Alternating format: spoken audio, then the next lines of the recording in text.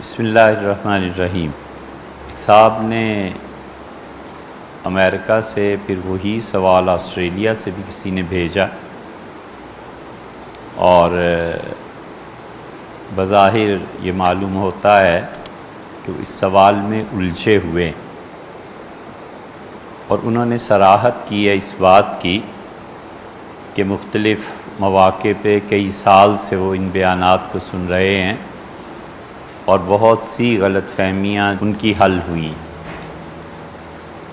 بہت طویل میسیج انہوں نے بھیجا ہے اور اس سارے میسیج کا خلاصہ یہ ہے سوال کا کہ ان کا خیال ہے کہ حضرت رسالت مآب صلی اللہ علیہ وسلم نے سیدنا علی رضی اللہ عنہ کی خلافت کا اعلان کر دیا تھا اور انہیں اپنی زبان مبارک سے امیر المومنین مقرر کر دیا تھا اور ان کے بعد گڑبڑ ہوئی ہے، اور یہ بھی ان دونوں حضرات نے تحریر فرمایا کہ ہم اس میں الجھے ہوئے ہیں اور ایک گناہ اعتماد ہے کہ انشاءاللہ ہمارے پاس اس طرف سے جھوٹ نہیں آئے گا، تو اس کی وضاحت کریں۔ آپ جانتے ہی ہیں کہ تمام وہ مسائل جن میں امت میں تفریق زیادہ بڑھ سکتی ہے ہم اس سے بہت اجتناب کرتے ہیں، اور وجہ اس کی یہ بھی ہے کہ جو اگلی نسل ہے یہ ویسے ہی دین کی طرف نہیں آ رہے، اور ان کو اس میں الجھا دینے کا مطلب یہ ہے کہ وہ اور بھی دین سے متنفر ہو جائیں۔ کوشش یہ کرنی چاہیے کہ بنیادی تعلیمات اسلام کی، شریعت کی کوئی کہیں بھی منسلک ہے تو لگا رہے، اور اگر اس میں اخلاص ہوگا اور اللہ کے ساتھ تعلق ہوگا تو اللہ تعالیٰ یقیناً موت سے پہلے اسے صحیح راہ دکھا دے گا۔ اخلاص اتنی بڑی چیز ہے کہ وہ اگر کفر میں بھی ہو لیکن آدمی اللہ سے مانگتا رہے صحیح طرح سے تو اللہ تعالیٰ اسے گمراہی سے ضرور نکال لیتا ہے اور بچا لیتا ہے۔ یہ محض ایک سطحی بات ہے کہ ایک آدمی کہاں جائے، دیوبندی، بریلوی، اہل حدیث، شیعہ، کیا مسلک اختیار کرے۔ ہم کہتے ہیں ایک سطحی بات ہے، اس سے زیادہ کچھ نہیں۔ آج کسی جوان لڑکے اور لڑکی کو یہ مصیبت پیش آ رہی ہے کہ ان فرقوں میں سے کس کا انتخاب کرے، تو اسے سوچنا چاہیے کہ ایک طرف وہ جو بچے بڑے ہو رہے تھے وہ دیکھ رہے تھے کہ یہودیت ہے اور پورے جزیرہ عرب میں آہستہ آہستہ پھیل رہی ہے، اور اہل مکہ اور مشرکین وہ یہودیوں پر اعتبار کرتے تھے، انہیں پڑھا لکھا جانتے تھے، حتیٰ کہ حضرت رسالت مآب صلی اللہ علیہ وسلم کی تصدیق یا تردید معاذ اللہ اس کے لیے جب وہ خوب تنگ آ گئے تو انہوں نے اپنا وفد پورا بھیجا کہ یہودیوں کے ہاں جاؤ اور جا کر یہ ان سے پوچھ کے آؤ کہ واقعی یہ اللہ کے رسول ہیں۔ گھر گھر میں جھگڑا پڑ گیا، تو مشرکین مکہ کے ذہن پہ دھاک بیٹھی ہوئی تھی کہ یہودی صاحب علم۔ کچھ یہی صورتحال عیسائیت کی بھی تھی۔ مکہ مکرمہ سے لوگ نکلے اور انہوں نے کہا حق کی تلاش میں چلو، حق کہاں؟ 3 دوست تھے جو دین حق کی تلاش میں نکلے، ایران پہنچے۔ انہوں نے کہا اگر یہ شرک ہی کرنا ہے تو پھر مکہ میں تھوڑی شرک کے مواقع ہیں۔ پھر وہ شام پہنچے، شام پہنچ کے بھی انہوں نے شرک دیکھا، شام میں انہیں راہب ملے۔ 3 دوست تھے جو دین حق کی تلاش میں نکلے، ان میں سے ایک عیسائی ہو گیا اور ایک نے یہودیت غالباً اختیار کر لی، اور تیسرا جو تھا اس نے عیسائی راہب سے کہا کہ اگر یہ سب کچھ گمراہیاں وہاں بھی یہودیت میں بھی تو جو دین، اور تمہارے ہاں بھی، تو جو دین ہم بچپن سے دیکھتے چلے آئے ہیں وہ کیوں غلط؟ تو راہب سمجھ گیا، اس سے کہا کہ میرا خیال ہے کہ تم حق چاہتے ہو۔ اس سے کہا ہاں میں حق چاہتا ہوں۔ ابراہیم علیہ السلام کا دین کہاں؟ اس نے کہا پھر تم چلے جاؤ مدینہ منورہ کا، کہا کہ جہاں کھجوروں کے درخت ہیں یا شام میں، تو اس نے کہا میں تو شام میں یہاں بیٹھا ہوا ہوں اور آخری نبی صلی اللہ علیہ وسلم کا انتظار کر رہا ہوں، اور تم بھی چلے جاؤ اور انہی کا انتظار کرو۔ یہ لڑکا وہاں سے نکلا اور اس نے آ کر مکہ مکرمہ میں اپنے آبائی گھر میں رہنا شروع کیا، اور یہ اس دن کے انتظار میں تھا۔ تو اب یہاں پر ان لوگوں کو مشکل نہیں پیش آتی تھی کہ ایک طرف عیسائیت ہے، ایک طرف یہودیت ہے، وہ کتاب کا دعویٰ کرتے ہیں، ان کے گرجے اور کنیسہ ہیں، دوسری طرف حضرت ابراہیم علیہ السلام کے زمانے سے لے کے اب تک بیت اللہ ہمارے پاس ہے، اور چوتھی طرف ایک آدمی کھڑا ہو گیا اور وہ تشریف لائے، ان کی اہلیہ لے کے آئیں اور کہا اپنے بھتیجے سے سنیے یہ کیا کہتا ہے۔ تو انہوں نے کہا کہ اس طرح ایک فرشتہ میرے پاس غار میں آیا تھا، تو غور سے سنتے اور دیکھتے رہے۔ وہ جوان تھے جب حق کی تلاش میں تھے، بوڑھے ہو گئے اب۔ تو انہوں نے کہا کہ ھذا الناموس الذی نزل اللہ علی موسیٰ، یہ وہی فرشتہ ہے جو حضرت موسیٰ علیہ السلام کے پاس کبھی آیا تھا، اور لیتنی اکون حیا، کاش میں زندہ ہوتا اس وقت تک جب تمہاری قوم تمہیں مکہ سے نکال دے گی۔ حضور صلی اللہ علیہ وسلم کے لیے اتنی حیران کن یہ بات تھی کہ گویا انگلی دانتوں میں چبا لی اور فرمایا کہ وہ مخرجی ہے، مکہ والے مجھے نکالیں گے، مکہ والے مجھے یہاں سے نکال دیں گے، کیوں؟ اس نے کہا یہ فرشتہ جہاں بھی جاتا ہے نا، پھر اس آدمی کو ہجرت کرنا پڑتی ہے۔ اس نے کہا کہ لیتنی اکون جزعا، کاش مجھ میں اتنی طاقت ہوتی کہ میں آپ کو پناہ دے سکتا۔ اب اس ماحول میں جو بچہ پیدا ہوا ہوگا اسے کوئی پریشانی نہیں ہوئی ہوگی کہ ایک طرف یہودیت ہے، عیسائیت ہے، مکہ ہے، بیت اللہ حرم کے متولی ہیں، اور چوتھی طرف ایک آدمی اٹھتا ہے اور کہتا ہے لا الہ الا اللہ، یہ اکیلا آدمی ہے، جاؤں کہاں، حق کہاں؟ اس لیے ہمیشہ یہ یاد رکھنا چاہیے کہ حق کی تلاش صرف اسی زمانے کا مسئلہ نہیں ہے، یہ مسئلہ ہر دور میں رہا ہے۔ مذہب کی زمین ہمیشہ اتنی زرخیز ہوتی ہے کہ اس میں نئے نئے نظریات، نئی نئی چیزیں جنم پاتی ہیں، اور اللہ وقت کے ساتھ ساتھ باطل کو مٹا دیتا ہے اور اللہ حق کو قائم رکھتا ہے۔ شاہ ولی اللہ رحمۃ اللہ علیہ کا دور یہ قریب کا ہے، اس میں اتنی گمراہیاں پھیل گئی تھیں، اتنے فرقے بن گئے تھے، رسول شاہی فرقہ بن گیا تھا، ایک اور تھے نمود انمود کا تو نام بھی نہیں شاید سنا ہوگا۔ وہ نمود انمود والے عجیب لوگ تھے، ان کا پیر بیعت بھی کرتا تھا، مرید بھی تھے، سارے نمود انمود کے وظیفے پڑھتے تھے، پھر انہوں نے کتاب بھی بنا لی، بادشاہ وقت آ کے بیعت ہو گیا۔ آج کوئی جانتا ہے نمود انمود کون تھے؟ حضرت شاہ ولی اللہ صاحب رحمۃ اللہ علیہ چند میل کے فاصلے پہ وہاں صرف ملنے کے لیے گیا، اور حضرت اپنی جائے نماز پہ بیٹھے تھے، ایک طرف خود تشریف فرما ہوئے، دوسری طرف اس بادشاہ کو بٹھایا اور بات چیت کی۔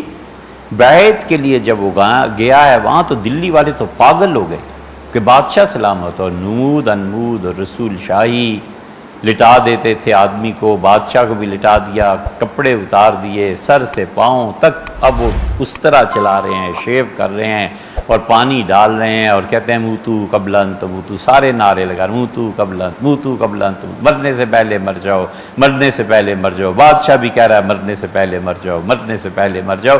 یہ سارے تماشے ہو رہے ہیں، اور اللہ کی حکمت ہے اللہ نے سب کو مٹا دیا۔ شاہ ولی اللہ رحمۃ اللہ علیہ آج بھی زندہ ہیں، یہ اسی طرح باطل فرقے بنا کرتے ہیں، مٹ جایا کرتے ہیں۔ جو نظریات باطل افراد اور جتھے اور گروہ پیش کرتے ہیں وہ آہستہ آہستہ وقت کے ساتھ ختم ہوتا ہے۔ اللہ نے فرمایا اما ضبط فیذهب جفا، اور جو پانی پر جھاگ ہوتا ہے نا، اس جھاگ کو ہم خشک کر دیتے۔ اما ما ينفع الناس، اور جو چیز نفع دینے والی ہوتی ہے فیمکث، اللہ نے کہا ہم سے برقرار رکھتے ہیں۔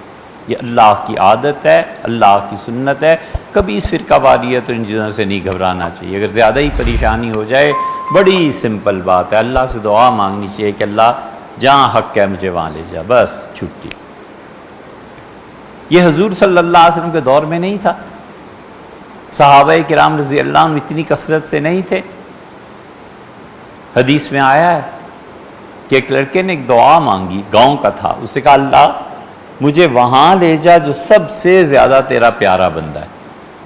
یہ سارے صحابہ رضی اللہ عنہ، میں کدھر جاؤں؟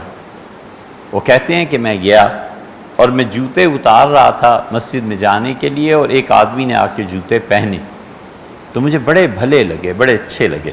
میں نے کہا آپ کون ہیں؟ انہوں نے کہا میں ابو ہریرہ ہوں۔ تو میں نے کہا بس میں آپ کے ساتھ رہوں گا۔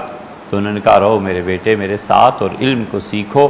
حضور صلی اللہ علیہ وسلم نے فرمایا کہ من سلک طریق العلم، جو علم کے راستے پہ چلتا ہے اللہ اس کے لیے جنت کا راستہ آسان کر دیتا ہے۔ اس کو بھی یہی تھی کہ کس کے ساتھ رہوں، ایک طرف خلافت ہے، بنو امیہ ہیں، فلاں ہیں فلاں ہیں، اللہ نے رہنمائی کی۔ اس لیے یہ جتنی چیزیں ہیں نا، دلائل ہوتے ہیں، اور دلائل کبھی کبھی یہ ضروری نہیں ہے کہ وہ مدعا کو ثابت بھی کرے۔ دل کا جو یقین ہوتا ہے وہ دلائل کو اس طرح ختم کر دیتا ہے جس طرح مکڑی کا جالا، اس پہ ایک لاٹھی پھر جائے تو کچھ باقی نہیں رہتا۔ یہ جو مسئلہ ہے جس پہ آپ کو اتنی تشویش ہے، جو بھی استفسار فرمانے والے ہیں، ہم ایسی بات کہیں کہ جسے آپ کسی بھی جگہ لے جائیں اور انصاف شرط ہے۔ اصل مسئلہ کیا ہے؟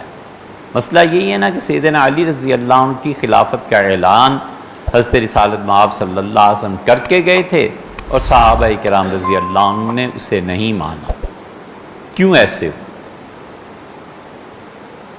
آپ نے بھی حوالہ دیا، اور اہل تشیع کے نزدیک بہت بڑی چیز ہے یہ، اور اس کی عید مناتے ہیں 18 ذی الحج کو، عید غدیر جسے کہتے ہیں۔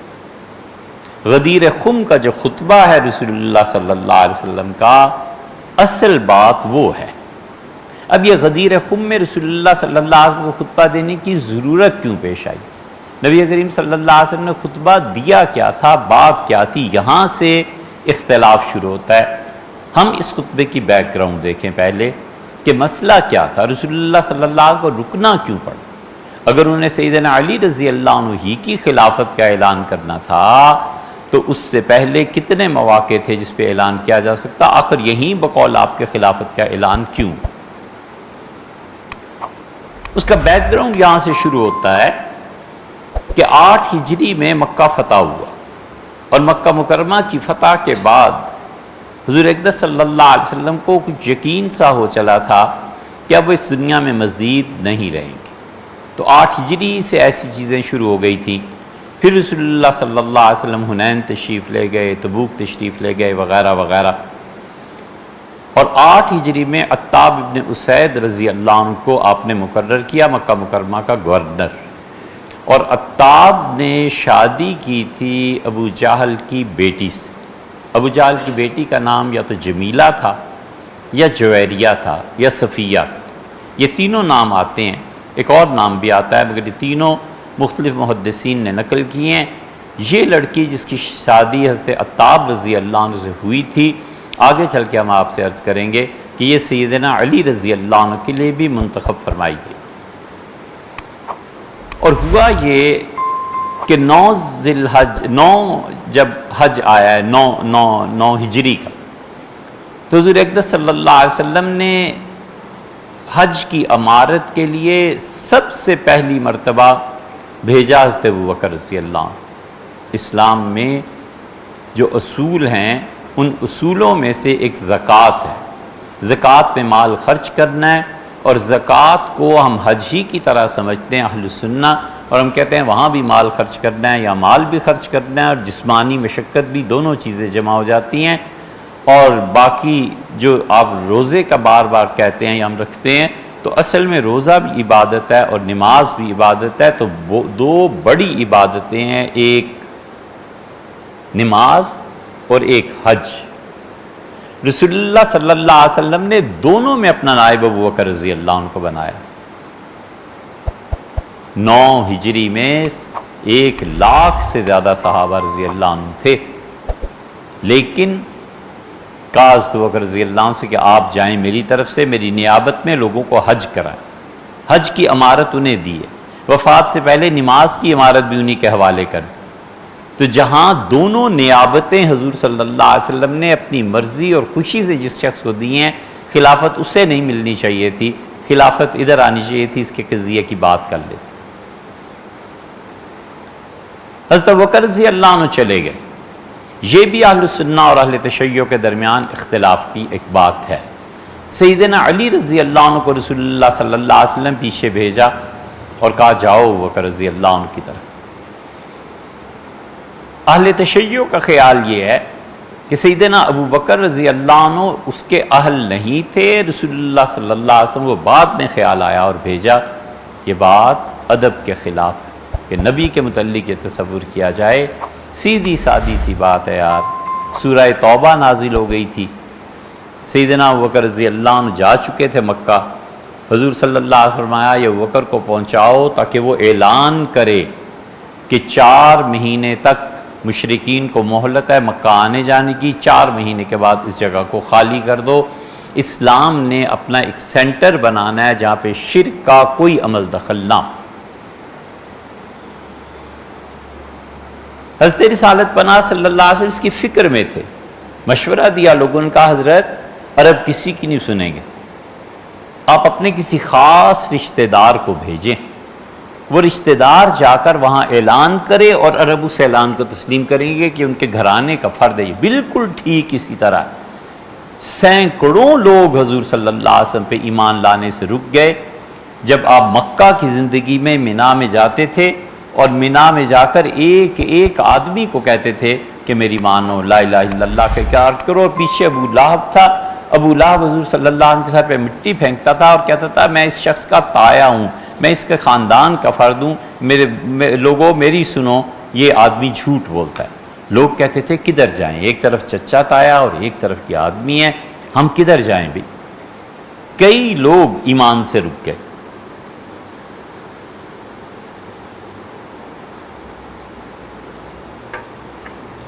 کئی لوگ ایمان سے رک گئے،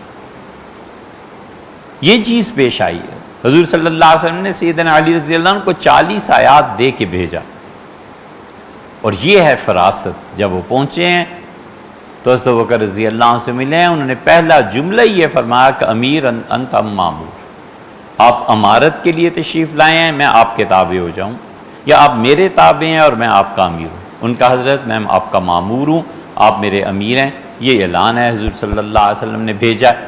9 ہجری ایسے گزرے۔ 10 ہجری جب آئی ہے تو حضرت صلی اللہ علیہ وسلم کو شعبان میں ہی اندازہ ہو گیا تھا کہ بس یہ اب آخری سال۔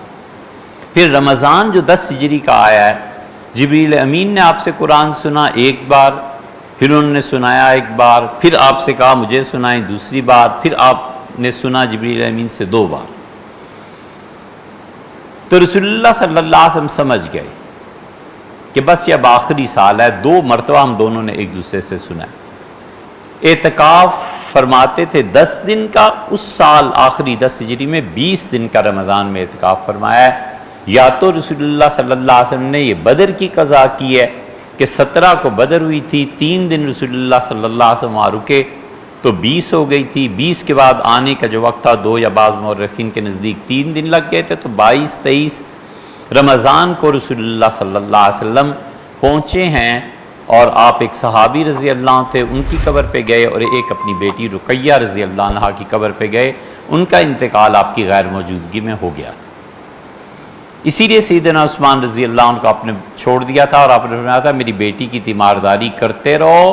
اور عثمان رضی اللہ عنہ کی یہ خصوصیت ہے کہ نہ وہ بدر میں شامل تھے نہ وہ حدیبیہ میں شامل تھے، اس کے باوجود رسول اللہ صلی اللہ علیہ وسلم نے بدر میں بھی عثمان رضی اللہ عنہ کو حصہ دیا ہے، اور حدیبیہ میں تو کمال کر دیا ہے کہ اپنا ایک ہاتھ دوسرے ہاتھ پہ رکھ کے کہا کہ دیکھو یہ عثمان کے ہاتھ نے میرے ہاتھ پہ بیعت کر لیا، اپنے ہاتھ کو عثمان رضی اللہ عنہ کا ہاتھ قرار دیا۔ اس لیے جو لوگ حضرت عثمان رضی اللہ عنہ پہ خیانت کا الزام لگاتے ہیں نا کہ مالی طور پر وہ درست نہیں رہے تھے، انہیں سوچ لینا چاہیے وہ اس ہاتھ پر الزام لگا رہے ہیں جو ہاتھ رسول اللہ صلی اللہ علیہ وسلم نے اپنا قرار دیا تھا۔ ایسی ہی رہنی چاہیے۔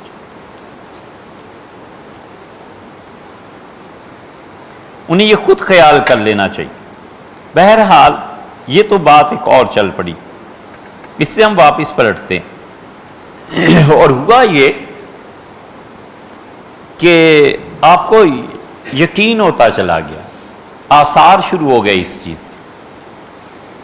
پھر آپ مدینہ منورہ کے لیے، مدینہ منورہ سے نکلے ہیں مکہ مکرمہ کے لیے۔ 4 ذی الحج کو حضور صلی اللہ علیہ وسلم پہنچے ہیں مکہ مکرمہ، اور ذی القعدہ کے آخری ہفتے کے قریب آپ نے سفر شروع فرمایا، اور اس سفر میں بہت چیزیں دیکھنے کو آئیں، بہت زیادہ، بالکل غیر معمولی تھی۔ محمد بن ابو بکر پیدا ہوئے، حضرت بکر رضی اللہ عنہ کی اہلیہ ساتھ تھیں، اسی سفر میں محمد بن ابو بکر پیدا ہوئے، تو حضرت بکر رضی اللہ عنہ اپنے بیٹے کو لا کر پیش کیا، تو رسول اللہ صلی اللہ علیہ وسلم نے محمد بن ابو بکر کا منہ کھولا، اپنا لعاب مبارک ڈالا، اور حضرت بکر رضی اللہ عنہ سے پوچھا نام ان کا، اللہ کے رسول نام تو آپ تجویز فرمائیں، فرمایا کہ سموہ باسمی، میرا نام اس سے دو، اس کا نام محمد رکھو۔ یہ ایسی مہربانیاں اور شفقتیں تھیں حضور اقدس صلی اللہ علیہ وسلم کے حال پہ کہ قریبی لوگ سمجھ گئے کہ اب وفات سے پہلے جو کچھ بھی ہو سکتا ہے اب ہو ہی رہا ہے۔ جدھر گئے، اچھا یہ وادی کون سی ہے، اچھا اس کا یہ نام بدل دو، یہ گاؤں کون سا ہے، اچھا اس کا نام بدل دو، اچھا یہ گاؤں کون سا ہے، اس کا نام بدل دو، یہاں تک کہ 4 ذی الحج کو رسول اللہ صلی اللہ علیہ وسلم پہنچے ہیں مکہ مکرمہ، اور مکہ مکرمہ پہنچ کے آپ نے عمرہ کی ہے، اور عمرے کے بعد آپ نے ہمارے نزدیک، حنفی فقہا کے نزدیک آپ نے احرام نہیں کھولا، اس لیے کہ رسول اللہ صلی اللہ علیہ وسلم کا یہ حج قران کا تھا۔ 4 دن آپ رہے ہیں مکہ مکرمہ، 8 ہو گئے، اور 9ویں دن رسول اللہ صلی اللہ علیہ وسلم آگے مینار وغیرہ وغیرہ 8 کو تشریف لے گئے، پھر 5 نمازیں، پھر باقی جو کچھ حج میں ہوتا ہے۔ ان 4 دنوں میں سیدنا علی رضی اللہ عنہ آ گئے، اور سیدنا علی رضی اللہ عنہ کے آنے کا قصہ یہ ہے، یہ سارے متفق ہیں، اہل تشیع بھی، ہم بھی، سب متفق ہیں اس بات پہ کہ یمن جب فتح ہوا ہے تو رسول اللہ صلی اللہ علیہ وسلم نے یمن کی تقسیم کی ہے۔ 9 ہجری میں عیسائی آئے تھے یمن سے حضور صلی اللہ علیہ وسلم سے مقابلہ، مناظرہ کرنے کے لیے کہ حق پہ کون ہے۔ ایک بھائی حکمران تھا، دوسرا بھائی مفتی اعظم تھا، دین بھی اپنے ہاتھ میں، دنیا بھی اپنے ہاتھ، یہ دونوں آئے، اور مسجد نبوی میں اس عیسائی وفد نے قیام کیا۔ رسول اللہ صلی اللہ علیہ وسلم سے پوچھا گیا کہ جو عیسائی آئے ہیں کہاں ٹھہریں گے، آپ نے فرمایا مسجد نبوی میں۔ لوگوں نے کہا اللہ کے رسول یہ تو بتوں کی پوجا کرتے ہیں۔ حضور صلی اللہ علیہ وسلم نے فرمایا چھوڑو تم اس بات کو، مسجد نبوی میں ٹھہراؤ۔ یہ مسجد نبوی میں بیٹھ کے انہوں نے بتوں کی پوجا کی۔ صحابہ رضی اللہ عنہ میں کھلبلی مچ گئی، ان کا اللہ کے رسول شرک ہو رہا ہے مسجد نبوی میں، مسجد تو ناپاک ہوگی۔ حضور صلی اللہ علیہ وسلم خود تشریف لائے اور زمین کو دیکھ کے بار بار فرمایا کہ ناپاکی ذرا مجھے بھی دکھاؤ، کہاں ہے ناپاکی۔ پھر آگے گئے، فرمایا کہاں ہے ناپاکی، پھر سمجھایا اور کہا وہ ناپاکی عقیدے کی ہے، اور یہ ہمارے مہمان ہیں۔ یہ وسعت ظرفی تھی۔ اب بات چیت شروع ہوئی، خلاصہ اس ساری گفتگو کا یہ ہے کہ اللہ تعالیٰ نے آیات نازل فرمائی سورہ آل عمران کی۔ اللہ نے کہا ان سے کہو کہ اگر تمہیں اتنا ہی شوق ہے نا باتوں کا، بحث مباحثے کا، تو تم اپنے عورتوں کو بلاؤ، میں اپنی عورتوں کو بلاتا ہوں، تم اپنے بیٹوں کو بلاؤ، ہم اپنے بیٹوں کو بلاتے ہیں، خود بھی آؤ میں بھی آتا ہوں، ثم نبتہل، پھر ہم دونوں ایک میدان میں جمع ہو کے رو کے اللہ سے دعا مانگتے ہیں کہ اللہ ہم دونوں میں سے جو جھوٹا ہے نا خدایا اس پہ لعنت برسا۔ حضور صلی اللہ علیہ وسلم اس چیلنج کو دیا، اور جب ان تک پہنچا تو بادشاہ جو تھا وہ تیار ہو گیا یمن کا، بھائی تیار نہیں ہوا۔ اس سے کہا سیدنا مسیح علیہ الصلوۃ والسلام کا انکار ہمارے نبی کا ہوا تھا، یہودیوں نے کیا تھا بنی اسرائیل میں، ہمیشہ کے لیے خدا کی لعنت پڑ گئی، یہ سچا نبی ہے، اس کے انکار سے کیوں عیسائیت کو ڈبوتے ہو بھائی، لعنت پڑ جائے گی ہم پہ بھی۔ اس سے کہا اگر سچا ہے تو مان کیوں نہیں دیتے، اس کا مانو گے تو تمہاری بادشاہت جائے گی اور ہمارا جو عہدہ ہے یہ بھی چلا جائے گا۔ تو انہوں نے کہا پھر اس کے کیا کریں، اس سے کہا انہیں قبول کر لو۔ معاہدہ طے پایا کہ نجران عیسائی رسول اللہ صلی اللہ علیہ وسلم کے تابع رہیں گے۔ معاہدے کی تحریر کے لیے رسول اللہ صلی اللہ علیہ وسلم نے بلایا سیدنا علی رضی اللہ عنہ، اور اس پہ گواہی پڑی سیدنا عمر رضی اللہ عنہ کی۔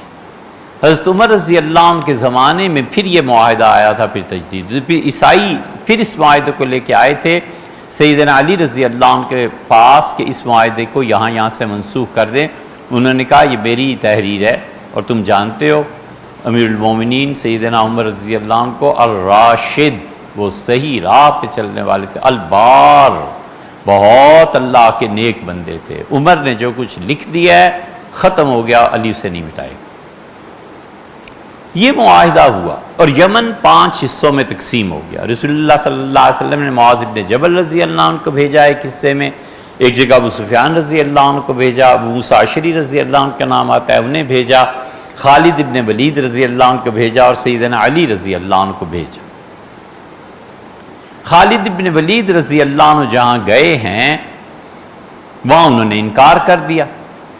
خالد رضی اللہ عنہ پھر دعوت دی کہ جنگ کر لو، آذان ہوئی، پھر وہ رک گئے۔ الغرض وہاں پہ جھڑپ ہوئی ہے، اور خالد رضی اللہ عنہ میں جو فوج کا ایک معاملہ ہے، وہ جو اللہ کی تلوار تھی، وہاں پہ لڑائی اور یہ چیزیں ہوئیں۔ مکہ مکرمہ جب اطلاع پہنچی تو حضرت رسالت مآب صلی اللہ علیہ وسلم نے سیدنا علی رضی اللہ عنہ کو بھیجا اور کہا علی جاؤ انہیں اسلام کی دعوت دو، اور انہیں یہ بتانا کہ خالد کی وجہ سے جو تمہارا نقصان ہوا ہے ہم اس پہ معذرت کا بھی اظہار کرتے ہیں، اور میں اس کی پوری ذمہ داری اٹھاتا ہوں کہ میں اس نقصان کو پورا کر دوں گا، تم اللہ کے دین میں آ جاؤ، خالد کی غلطی ہے ہم مانتے۔ سیدنا علی رضی اللہ عنہ کو یہ بھی فرمایا اور یہ بھی فرمایا کہ علی جاؤ اور وہاں دیکھنا کہ اگر لڑائی ہو جائے تو تم امیر ہوگے، خالد تمہارا مامور ہو جائے گا، خالد تمہارے تابع آ جائیں گے۔ اور تیسری بات فرمائی کہ علی مقدمے آئیں گے فیصلے کرنے۔ سیدنا علی رضی اللہ عنہ کہتے ہیں سیدنا علی رضی اللہ عنہ کی کل عمر کتنی تھی؟ حضور صلی اللہ علیہ وسلم کا انتقال ہوا ہے تو تقریباً 30 برس کے تو تھے۔ حضور صلی اللہ علیہ وسلم جب نبوت کا ارشاد فرمایا تو اس وقت 9-10 سال ان کی عمر تھی، اور 23 سال رسول اللہ صلی اللہ علیہ وسلم رہے تو زیادہ سے زیادہ کیا 32 سال عمر ہوگی، 33 برس عمر ہوگی، اس سے زیادہ تو نہیں تھی۔ انہوں نے کہا اللہ کے رسول مجھے اس کم عمری میں آپ بھیج رہے ہیں اور فیصلے آئیں گے، یہ میں کیسے فیصلے کروں گا؟ تو حضور صلی اللہ علیہ وسلم فرمایا اللہ علی کو فیصلے کرنے کی توفیق بخش، اور اللہ علی کو صحیح راہ پہ رکھ۔ سیدنا علی رضی اللہ عنہ کہتے ہیں میرے سینے پہ ہاتھ رکھا رسول اللہ صلی اللہ علیہ وسلم، اس کا جاؤ، میں چلا گیا۔ جب یہ پہنچے ہیں تو خالد ابن ولید رضی اللہ عنہ سے ملے، اور خالد ابن ولید رضی اللہ عنہ کے پاس بہت لوگ تھے، اور رسول اللہ صلی اللہ علیہ وسلم نے سیدنا علی رضی اللہ عنہ سے کہا کہ علی تم جاؤ گے تو وہاں اعلان کرنا کہ جس کو واپس جانا ہے چلا جائے مدینہ منورہ، مکہ مکرمہ جہاں بھی، اور جس کو ٹھہرنا ہے وہ میرے ساتھ رہے۔ سیدنا علی رضی اللہ عنہ نے اعلان کیا خالد ابن ولید رضی اللہ عنہ کا میں تو آپ کے ساتھ ہی رہوں گا، اور ایک جگہ جنگ ہوئی، مال غنیمت ہاتھ آیا، لوگ چلے گئے، پہلے ہی کچھ چلے گئے۔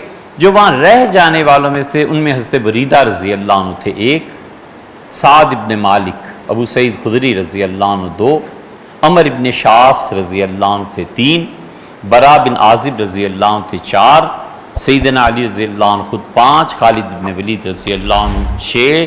یہ 6-7 آدمی ہیں جن کے درمیان سارا قصہ ہے اس کا۔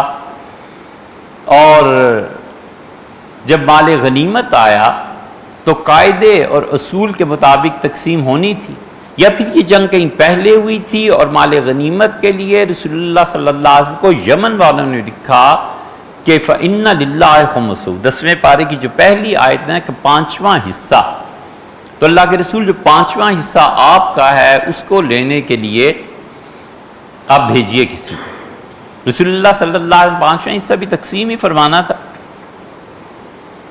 اس لیے سیدنا علی رضی اللہ عنہ کو بھیجا۔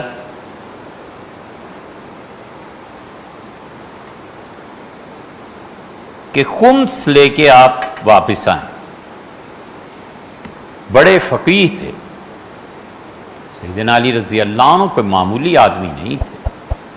اتنا علم اس ہستی کو اللہ نے دیا تھا کہ المومنین سیدنا عمر رضی اللہ عنہ رجوع کرتے تھے۔ کئی مواقع ایسے آئے جب انہوں نے ران اپنی پہ بار بار ہاتھ حضرت عمر رضی اللہ عنہ مارا، فرمایا قضیۃ ولا ابا حسن لہا، اتنی مشکل چیز، اتنا مشکل مرحلہ پیش آ گیا، حسن تمہارے والد کہاں گئے؟ حسن اپنے والد کو بلاؤ۔ اور سیدنا علی رضی اللہ عنہ نے سیدنا عمر رضی اللہ عنہ کے خلاف فیصلے دیے ہیں کہ حضرت یہ نہیں، یہ بات ہے۔ حضرت عمر رضی اللہ عنہ کو غصہ بھی ایک دو مقامات پہ آیا کہ یہ فتویٰ کیسا تم نے دیا ہے؟ انہوں نے کہا حضرت بات یہی ہے۔ پھر حضرت عمر رضی اللہ عنہ خاموش ہو گئے، پھر فرمایا علی صحیح کہتے ہیں۔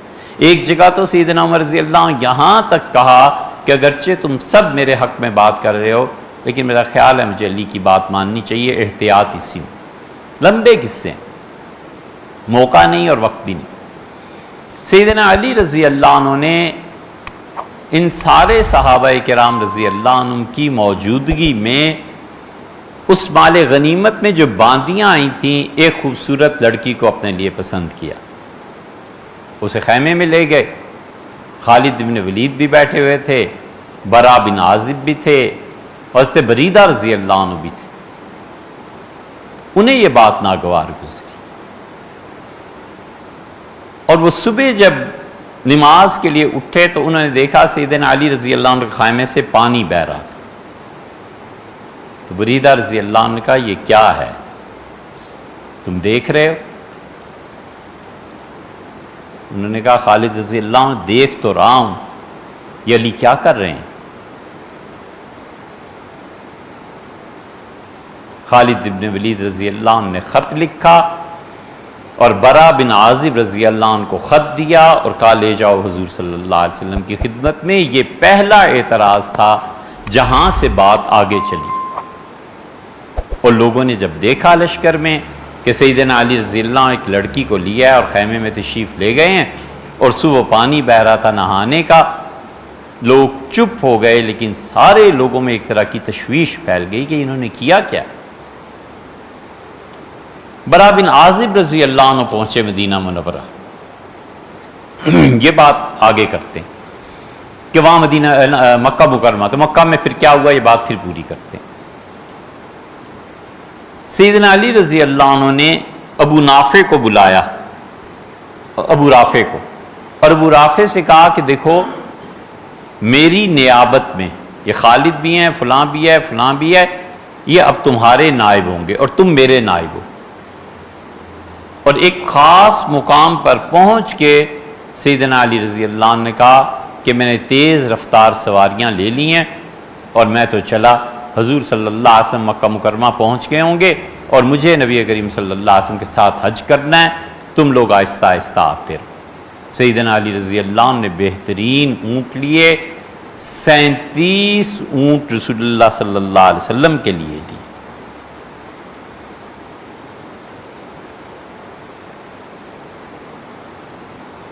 اور تیز رفتار سواریاں لی۔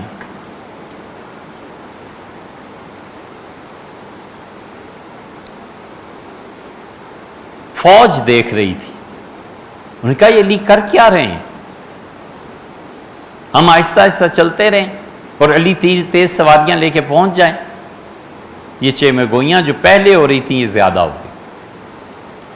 سیدنا علی رضی اللہ عنہ پہنچے، حضور صلی اللہ علیہ وسلم مقام ابراہیم پر تشریف فرما تھے، اور سیدنا علی رضی اللہ عنہ ملے، حضور صلی اللہ علیہ وسلم نے گلے لگایا اور فرمایا بتاؤ، ان کا اللہ کے رسول یمن میں یہ چیز پیش آئی، یہ چیز پیش آئی، ایسے فیصلہ کیا، ایسے فیصلہ کیا۔ ایک فیصلے پہ صحیح اردو محاورہ، ہم کبھی کبھی اردو محاورے میں بات کرتے ہیں، یہ نہ سمجھ لینا کہ محاورہ بالکل یعنی الفاظ کے پیچھے جو معانی چھپے ہوئے ہیں اس میں، حضور اقدس صلی اللہ علیہ وسلم پھڑک اٹھے اس فیصلے پہ، بہت خوش ہوئے اور سیدنا علی رضی اللہ عنہ فیصلے کو برحق قرار دیا. یمن والے بھی پہنچے ہوئے تھے, انہوں نے اعتراض کیا, حضور صلی اللہ علیہ وسلم علی کا فیصلہ بالکل درست. پھر انہوں نے اونٹ پیش کیے, کہا اللہ کے رسول یہ آپ کے لیے حاضر ہے. یہ ہے محبت. آپ نے فرمایا علی کس حج کا ارادہ تم نے کیا ہے, عمرے کا یا حج کا؟ انہوں نے کہا اللہ کے رسول جب میں چلنے لگا تو میری سمجھ میں کچھ آئی نہیں کہ میں کس چیز کا ارادہ کروں, تو میں نے کہا اللہ اس چیز کا احرام باندھتا ہوں جس کا احرام رسول اللہ صلی اللہ علیہ وسلم نے باندھا. تو رسول اللہ صلی اللہ علیہ وسلم مسکرائے اور آپ نے فرمایا میں نے تو ایسے احرام باندھا ہے. سیدنا علی رضی اللہ عنہ کا حضرت میرا بھی احرام ہے. اٹھ کے گھر گئے اور سیدہ فاطمہ رضی اللہ عنہ نے ہاتھوں پہ مہندی لگا رکھی تھی. بہت ناراض ہوں. فرمایا تم حج کرنے آئی ہو, یہ ہار سنگھار؟ انہوں نے کہا آپ ناراض نہ ہو زیادہ, والد صاحب سے پوچھیں, میں نے ان کی اجازت سے کیا. چپ ہو گئے. حج ہوا. رسول اللہ صلی اللہ علیہ وسلم نے حج کے ہوتے ہی سیدنا علی رضی اللہ عنہ سے کہا کہ فوراً واپس جاؤ اور اپنے جو بھی قبیلہ ہے اس کے ساتھ. ایک اعتراض اس لڑکی کا ہو چکا تھا, ایک اعتراض یہ تھا کہ سیدنا علی رضی اللہ عنہ تنہا چلے گئے. اور ابو سعید رضی اللہ عنہ کہتے تھے, ابو سعید خدری رضی اللہ عنہ کا اصل نام سعد ابن مالک. وہ کہتے ہیں کہ میں نے ان سے جب جا رہے تھے تو کہا کہ حضرت یہ جتنے اونٹ مال غنیمت میں ملے ہیں اور جنہیں حضور صلی اللہ علیہ وسلم کی خدمت میں پیش کرنا ہے یہ بڑے صحت مند اور توانا ہیں, اور جو اونٹ ہماری سواریوں کے ہیں یہ بہت دبلے اور کمزور ہیں. تو اونٹوں نے تو چلنا ہی ہے, مکہ مکرمہ جانا ہی ہے, آپ ہمیں اونٹوں کی تبدیلی کی اجازت دے دیں, ہم سواری کر لیں گے. اچھے تیز رفتار اونٹ ہیں. سیدنا علی رضی اللہ عنہ کا بالکل کوئی اونٹ استعمال نہیں ہوگا جب تک کہ یہ رسول اللہ صلی اللہ علیہ وسلم فیصلہ نہ کرے. سعد ابن مالک رضی اللہ عنہ کہتے تھے مجھے بہت ناگوار گزرا کہ یہ خود کن اونٹوں پہ جا رہے ہیں, ہمارے لیے کیا اونٹ. لوگوں نے ان کے جانے سے پہلے ایک اور درخواست پیش کی. انہوں نے کہا حضرت اتنا کپڑا ملا ہے مال غنیمت میں, 2 چادریں ہی تو ہیں, آپ یہ پرانی چادریں ہم سے واپس لے لیں, نئی چادریں دے دیں. سیدنا علی رضی اللہ عنہ اس سے بھی انکار. فرمایا بالکل نہیں ہو سکتا. جب لوگوں کے مطالبات فوج کے پورے نہیں ہوئے تو انہیں غصہ آنا, ناگوار گزرنا یہ تو تھا ہی. اب رسول اللہ صلی اللہ علیہ وسلم نے جب کہا کہ علی فوراً جاؤ ان لوگوں کو لے کے آؤ, تو سیدنا علی رضی اللہ عنہ مکہ مکرمہ کے باب سدرہ سے نکل رہے تھے اور لشکر داخل ہو رہا تھا. تو حضرت علی رضی اللہ عنہ نے ابو رافع کو جو نائب تھے پکڑ لیا اور بہت ڈانٹا اور فرمایا یہ کیا میں دیکھ رہا ہوں, یہ اونٹ تم نے بدل دیے اور انہیں سواری کا حکم دیا. فرمایا جبرن ان لوگوں کو اتارو ان اونٹوں سے اور ان کے جو مریل اونٹ ہیں ان پہ سوار کراؤ. اور سیدنا علی رضی اللہ عنہ نے گھوم کے دیکھا تو جو بالکل اچھے اونٹ تھے راستے اور سواری کی وجہ سے ان کا حال بھی کچھ ماند پڑ گیا تھا, تو ناراض ہوئے. پھر فرمایا اچھا تم لوگوں نے کپڑے بھی بدل لیے. فرمایا ساری چادریں جمع کراؤ اور اپنی پرانی چادریں. یہ بھی حکم ہو گیا. سعد ابن مالک رضی اللہ عنہ کہتے تھے مجھے بہت ناگوار گزرا. اور عمر ابن شاس رضی اللہ عنہ اسلمی تھے, انہوں نے کہا کہ ہمیں بھی بڑا ناگوار گزرا. اور 4 آدمی ہم میں سے انہوں نے طے کر لیا کہ ہم جا کر رسول اللہ صلی اللہ علیہ وسلم سے ساری کتھا عرض کریں گے کہ علی نے کیا کیا ہمارے ساتھ کیا. نتیجہ یہ کہ پورے لشکر میں سیدنا علی رضی اللہ عنہ کے خلاف باتیں ہونے لگیں اور بددلی پھیل گئی. سب گئے, چادریں سیدنا علی رضی اللہ عنہ رکھیں اور کہا اللہ کے رسول یہ آپ نے جو فرمایا تھا یہ وہ ہے, اور میرا جو نائب تھا اس نے یہ تبدیلی کی ہے. حضرت اونٹ یہ ہیں جو مال غنیمت میں آئے ہیں, میں نے انہیں کہا تھا سواری نہیں کرنی، انہوں نے یہ کیا، اور یہ چیزیں ہیں، اور خالد رضی اللہ عنہ نے یہ کیا۔ اب ایک طرف تو یہ تھی، دوسری طرف صحابہ کرام رضی اللہ عنہ اٹھ کھڑے ہوئے، رسول اللہ صلی اللہ علیہ وسلم سے ملاقاتیں ہوئیں، اور نبی کریم صلی اللہ علیہ وسلم کے پاس وہ خط بھی پہنچ چکا تھا، اور بریدہ رضی اللہ عنہ کہتے ہیں کہ میں رسول اللہ صلی اللہ علیہ وسلم کی خدمت میں حاضر ہوا، اور میں نے کہنا شروع کیا کہ اللہ کے رسول علی ایسے، تو میں دیکھتا چلا گیا، اور مجھے اس وقت علی رضی اللہ عنہ سے زیادہ کسی شخص سے زیادہ اس سے نفرت نہیں تھی جتنی ان سے نفرت مجھے ہو۔ تو رسول اللہ صلی اللہ علیہ وسلم نے اس سے کہا کہ تمہیں علی برے لگتے ہیں، اور تمہیں پتہ نہیں ہے کہ مجھے علی سے محبت، اور علی نے ایک باندی لے لیے، خدا کی قسم علی کا حق اس سے زیادہ بنتا تھا، خمس 5واں حصہ اہل بیت کے لیے تھا، فرمایا علی کا حق زیادہ بنتا تھا۔ اور دیکھو علی کی محبت میں اگر ہو سکے تو اضافہ کرنا، اس کے ساتھ بغض نہ رکھنا، اور رسول اللہ صلی اللہ علیہ وسلم نے برا منایا اس بات کا۔ بریدہ رضی اللہ عنہ کہتے ہیں میں نے معافی مانگی اور توبہ کی، میں نے کہا اللہ کے رسول میں کوئی ایسی بات نہیں کروں گا جس سے جناب والا کو تکلیف پہنچے، اور اللہ مجھے معاف کرے۔ اور کہنے لگے بس رسول اللہ صلی اللہ علیہ وسلم کا کہنا ہی تھا کہ مجھے سیدنا علی رضی اللہ عنہ کی طرف سے بالکل دل دھل گیا میرا، اور مجھے بہت پیارے لگنے لگے۔ اور رسول اللہ صلی اللہ علیہ وسلم مجھے سمجھایا اور کہا ایک لڑکی کا کیا قصہ ہے، علی اس سے بھی زیادہ حق رکھتے تھے اگر لے لیتے۔ حضرت سعد ابن مالک رضی اللہ عنہ آئے، حضرت ابو سعید خدری رضی اللہ عنہ، اور ابو سعید خدری رضی اللہ عنہ نے اونٹوں کی شکایت کی کہ اللہ کے رسول اونٹ تھے، اس طرح تبدیلی ہوئی ہے، اور یہ سب کچھ علی رضی اللہ عنہ نے کیا۔ ابو سعید رضی اللہ عنہ کہتے تھے رسول اللہ صلی اللہ علیہ وسلم نے میری ران پہ ہاتھ مارا زور سے، اور فرمایا سعد علی کا حق زیادہ تھا، اس نے جو لیا ہے ٹھیک کیا، اور تم علی کو برا کہہ رہے ہو، تمہیں پتہ نہیں ہے وہ مجھے کتنے اچھے لگتے ہیں۔ سعد رضی اللہ عنہ کہتے تھے میں نے تمنا کی کہ کاش میری ماں نے مجھے جنم نہ دیا ہوتا کہ میں رسول اللہ صلی اللہ علیہ وسلم کی پسندیدہ شخصیت کو برا کہہ رہا ہوں۔ 4 آدمی اٹھے، یہ تیسرا گروہ تھا، اور 4 آدمیوں نے اٹھ کے سیدنا علی رضی اللہ عنہ کی شکایت ایک نے کرنی شروع کی کہ علی کو دیکھیں اور اس لڑکی کے قصے کو دیکھیں اور اونٹ کو، اور رسول اللہ صلی اللہ علیہ وسلم نے چہرہ مبارک کی طرف کر لیا۔ دوسرا ادھر سے ہی اٹھا چہرہ مبارک کے سامنے سے آپ نے تیسری طرف کر لیا، تیسرا ادھر سے اٹھا تو چوتھی طرف کر لیا۔ سخت ڈانٹ پلائی، بار بار فرمایا کہ ماذا تریدون من علی، تم علی سے آخر چاہتے کیا ہو، ماذا تریدون من علی، علی سے آخر تمہارا واسطہ کیا ہے، چاہتے کیا ہو تم علی سے۔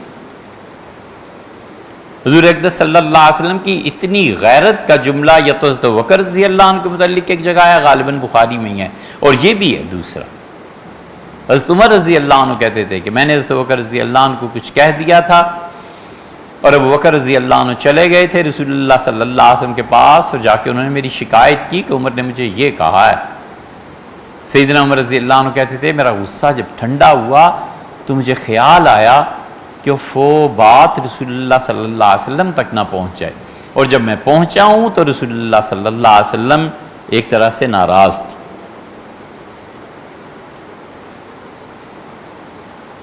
کمال کا جملہ کا فرمایا عمر فَهَلْ أَنْتُمْ تَارِكُوا لِي، اگر ابو بکر سے کوئی غلطی ہو گئی ہے تو کیا اسے میری وجہ سے بھی معاف نہیں کیا جا سکتا؟ کمال کا جملہ، فَهَلْ أَنْتُمْ تَارِكُوا لِي، کیا میری وجہ سے بھی ابو بکر کو نہیں چھوڑا جا سکتا؟ کیا میری وجہ سے، یعنی میرا اس کا اتنا تعلق ہے، کیا میرے تعلق کی وجہ سے بھی ابو بکر رضی اللہ عنہ کو معاف نہیں کیا جا سکتا؟ ایک وہ غیرت تھی، ایک یہاں ماذا تریدون من، تم کیا ہے، تمہیں چاہیے کیا علی سے؟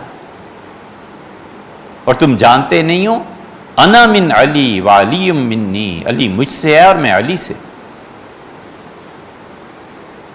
یہ بھی چپ ہو گئے، اور پھر اٹھے ہیں حضرت عمر بن شاس اسلمی رضی اللہ عنہ، اور عمر بن یہ جو چار آدمی تھے نا، ان میں حضرت عمران رضی اللہ عنہ بھی شامل تھے، اور عمران رضی اللہ عنہ بڑے پائے کے صحابی تھے۔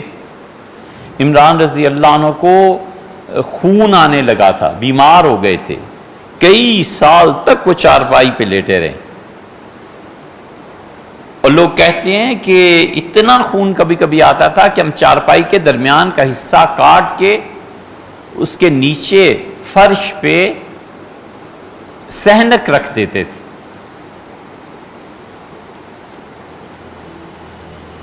اور ہم نے ایک مرتبہ عمران سے کہا، عمران رضی اللہ عنہ کے ایک صحابی کوئی گئے ملنے، صحابی رضی اللہ عنہ، بہرحال کوئی گیا، اور اس نے کہا عمران اس کا علاج یہ ہے کہ آپ جس جگہ سے خون آتا ہے، جن رگوں سے، ان کو لوہے کو تپا کر لگائیں اور بند کر دیں۔ عمران رضی اللہ عنہ یہ علاج کرا لیا۔ اب دوبارہ جب رگیں کھلی اور پھر یہ چیز شروع ہوئی تو ایک صحابی رضی اللہ عنہ پھر آ کے مشورہ دیا، ان کا حضرت وہی کام کر لیں، کہا نہیں کروں گا۔ پھر ایک صحابی رضی اللہ عنہ آئے، ان کا عمران یہ جو کچھ مشورہ لوگ دے رہے ہیں یہ نہ کرنا، رسول اللہ صلی اللہ علیہ وسلم نے لوہے کو گرم کر کے داغ لگانے سے منع کیا۔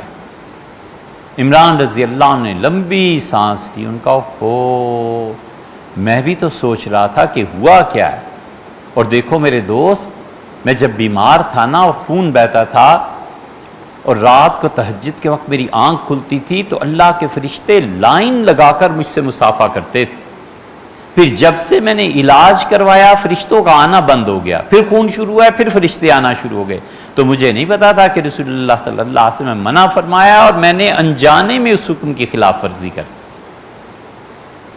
بہت پائے کے آدمی تھے عمران رضی اللہ عنہ جیسا، کہتے ہیں کہ عمران سے بہتر آدمی بصرہ والوں نے نہیں دیکھا تھا۔ عمران رضی اللہ عنہ کسی نے کہا کہ عمران آپ جس کے لیے دعا کرتے ہیں اس کی بن جاتی ہے، اپنے لیے ہی کسی دن دعا کر لیں۔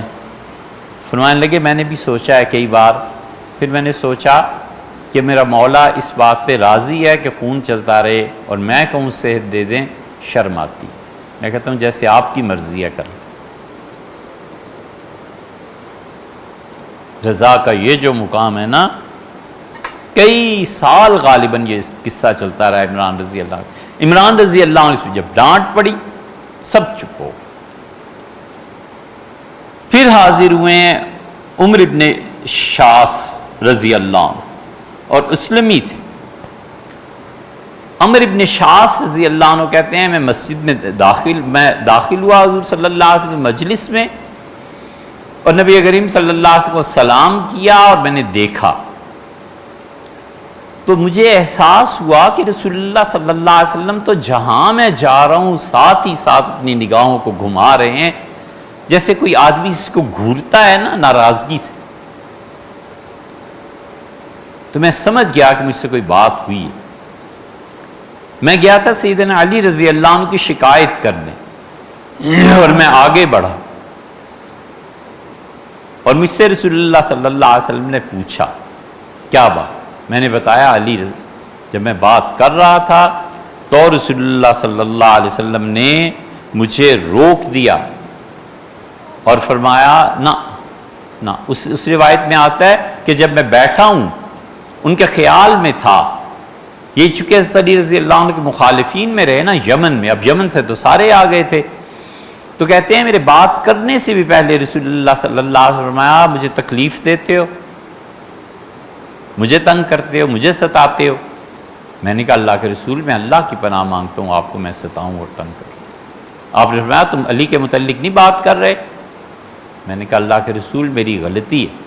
اور عمر بن شاس رضی اللہ عنہ کہتے تھے میرا داخل ہونا تھا مکہ مکرمہ میں، بس پورے بازاروں میں جس مجلس میں جا کے بیٹھتا تھا میں یہی ذکر کرتا علی نے یہ کیا، علی نے یہ کیا، علی نے یہ کیا۔ میں نے سب جگہ لوگوں کو ان کے خلاف بات کر دی۔ غالباً رسول اللہ صلی اللہ علیہ وسلم کو یہ رپورٹ ملی ہو. مجھ سے فرمایا مجھے تکلیف دیتے ہو؟ میں نے کہا اللہ کے رسول نہیں. اب تمہیں پتہ نہیں، جو چیز علی کو تنگ کرے گی مجھے بھی تنگ کرے گی، جو اسے ستائے گا مجھے ستائے گا، اور جو مجھے علی کو تکلیف دے گا نا وہ مجھے تکلیف دے گا. یہ سب کچھ ہوا اور رسول اللہ صلی اللہ علیہ وسلم نے حج کے جو مناسک تھے پورے کیے، اور اب رسول اللہ صلی اللہ علیہ وسلم مدینہ منورہ کی طرف چلے. اور مدینہ منورہ کی طرف آپ جب چلیں تو روایات مختلف ہیں. اس آخری حج میں رسول اللہ صلی اللہ علیہ وسلم کے ساتھ 1,00,000 سے زیادہ صحابہ کرام رضی اللہ عنہ تھے، اور بہت شفقتیں رہی ہیں رسول اللہ صلی اللہ علیہ وسلم کی سیدنا علی رضی اللہ عنہ کے حال پہ، اسامہ کے حال پہ. بہت محبتوں کا اظہار، کھل کے اظہار فرمایا کہ مجھے اس سے محبت ہے، یہ ایسے ہے، یہ ایسے ہے، یہ ایسے ہے. وفات میں اب 3-4 مہینے ہی تو رہ گئے تھے، یہاں تک فرمایا کہ مجھے دیکھ لو اور تم میں سے بہت سے صحابہ رضی اللہ عنہ جنت میں جائیں گے، مجھے نہیں دیکھ سکیں گے، تم مجھے وہاں بھی نہیں دیکھ سکو. اسامہ رضی اللہ عنہ سے بہت، عرفات میں حضور صلی اللہ علیہ وسلم کی سواری اٹھی ہے، سیدنا عمر رضی اللہ عنہ کہتے تھے لائن لگ گئی لوگوں کی اور لوگوں نے سواریاں اٹھا لیں اور پیدل چلنے لگے. حضور صلی اللہ علیہ وسلم سے پوچھا کہ اسامہ کا؟ ہم نے کہا اسامہ کسی کام سے گئے ہیں. آپ رک گئے، 1,00,000 کے قریب آدمی رک گئے، سواریاں رک گئے. کہتے تھے اسامہ آئے اور رسول اللہ صلی اللہ علیہ وسلم نے اسامہ کو اپنے پیچھے بٹھا لیا اپنی سواری پہ، اور بڑی محبت تھی اسامہ سے، بہت محبت. سیدنا عمر رضی اللہ عنہ کہتے تھے کہ یمن والوں نے کہا اسامہ کو دیکھ کے کہ یہ سانولے رنگ کا لڑکا، یہ چھوکرا، چپٹی ناک، موٹے نقش و نگار، اس کا انتظار کیا جا رہا تھا. یہ ہے فراست. سیدنا عمر رضی اللہ عنہ نے کہا میرے دل میں اسی وقت یہ بات آ گئی کہ انہوں نے جو رسول اللہ صلی اللہ علیہ وسلم کے انتظار پہ اعتراض کیا ہے نا، یہ انہیں بھگتنا پڑے. حضرت ابوبکر رضی اللہ عنہ کے بعد جب ان کے مرتد ہونے کی خبر پہنچی تو حضرت عمر رضی اللہ عنہ کا جو ایک جملہ انہوں نے کہا تھا نا، حضرت والا علیہ الصلوۃ والتسلیم کے انتظار پہ، یہ اس کی نحوست لے ڈوبی ہے انہیں. اس لیے یہ جو اعتراض کا مرض ہے نا، ہر چیز پہ اعتراض، ہر چیز پہ اعتراض، یا اللہ، اور جینے دو یار لوگوں کو، ہر چیز پہ اعتراض، اور جانتا کوئی نہیں کہ یہ چیز کیوں ہے. یاد رکھو اللہ نے فطرت میں یہ اصول جو طے کیے ہیں ہم نہیں سے بدل سکتے. خدا نے فطرت میں یہ طے کیا ہے کہ اعتراض اور نفع کبھی جمع نہیں ہوتے، ذہانت اور محنت جمع نہیں ہوتی. کہیں ذہانت اور محنت جمع ہو جائے، آگ نہ لگ جائے، رازی اور غزالی نہ پیدا ہو جائیں، بولی سینا اور فارابی نہ پیدا ہو جائیں. یہ ذہین بچے کوئی محنتی نہیں ہوتے، بس آخری دنوں میں کچھ پیپر دیکھے دیا گیا، فرسٹ کلاس آ گئی، نمبر آگے، لوگ کہتے ہیں یار تمہارے نمبر کیسے آگے؟ ذہین تھا نا، محنتی نے. محنت اور ذہانت جمع ہو جائے تو کمال ہو جائے. اسی طرح اعتراض اور نفع جمع نہیں ہوتا. اب روز جائے اور اعتراض کرے کہ تمہارے یہاں کا دودھ خراب ہوتا ہے، پانی ملا ہوا ہوتا ہے، ایسا ہوتا ہے ایسا، وہ ایک دن کہے گا نا آخر کہ یار کہیں اور سے لے لیا کرو، چھوڑو میری جان. آگے چلتے ہیں، لیکن ایک جملہ کہہ دوں وہ آپ خود ہی سمجھ جائیں گے کہ حسن اور وفا جمع نہیں ہوتے.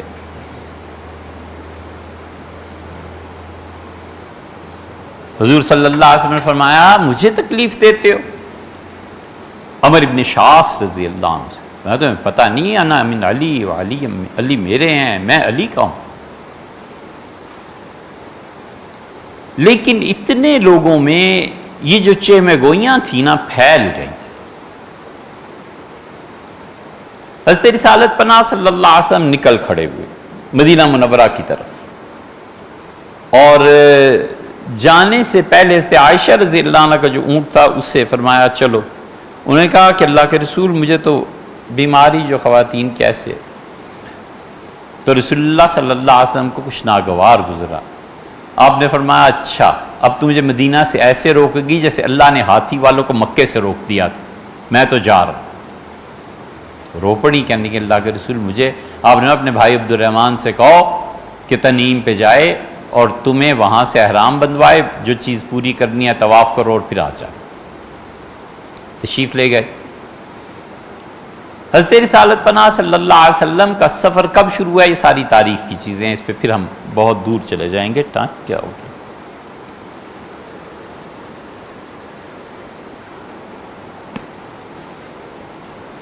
گھنا جنگل تھا، بہت درخت تھے. 18 ذی الحج کو رسول اللہ صلی اللہ علیہ وسلم اس گھنے جنگل میں پہنچے. لمبے درخت، گھنے سائے. ظہر کی نماز سے پہلے آپ نے فرمایا کہ میرے لیے ان گھنے درختوں کے سائے میں جگہ صاف کرو، میں نے نماز پڑھانی ہے ظہر کی اور لوگوں کو آ جائے. جتنے ہزاروں کے حساب سے صحابہ کرام رضی اللہ عنہ تھے سب جگہ صاف کرنے میں لگے، اور حضرت رسالت پناہ صلی اللہ علیہ وسلم نے ظہر کی نماز پڑھائی. اور ظہر کی نماز پڑھا کے اب رسول اللہ صلی اللہ علیہ وسلم کی یہ سیاست، یہ حکمت عملی تھی. جانتے تھے نا کہ علی کو اللہ نے امت میں کتنا بڑا مقام دینا ہے، یا علی رضی اللہ عنہ پہ اعتراضات، کل مجھ پہ اعتراض ہو جائیں گے، ایمان غارت کوئی کر بیٹھے گا. یہ ساری چیزیں سوچ سمجھ کے حضور صلی اللہ علیہ وسلم کھڑے ہوئے اور خطبہ دیا. یہ ہے غدیر خم. 18 ذی الحج کو عید غدیر جو اہل تشیع مناتے ہیں وہ یہی چیز. خطبہ جو رسول اللہ صلی اللہ علیہ وسلم کا ہے غدیر کا، وہ یہی چیز ہے. اسی کے متعلق اہل تشیع کی سب سے مضبوط جو دلائل ہیں سیدنا علی رضی اللہ عنہ کی خلافت بلا فصل.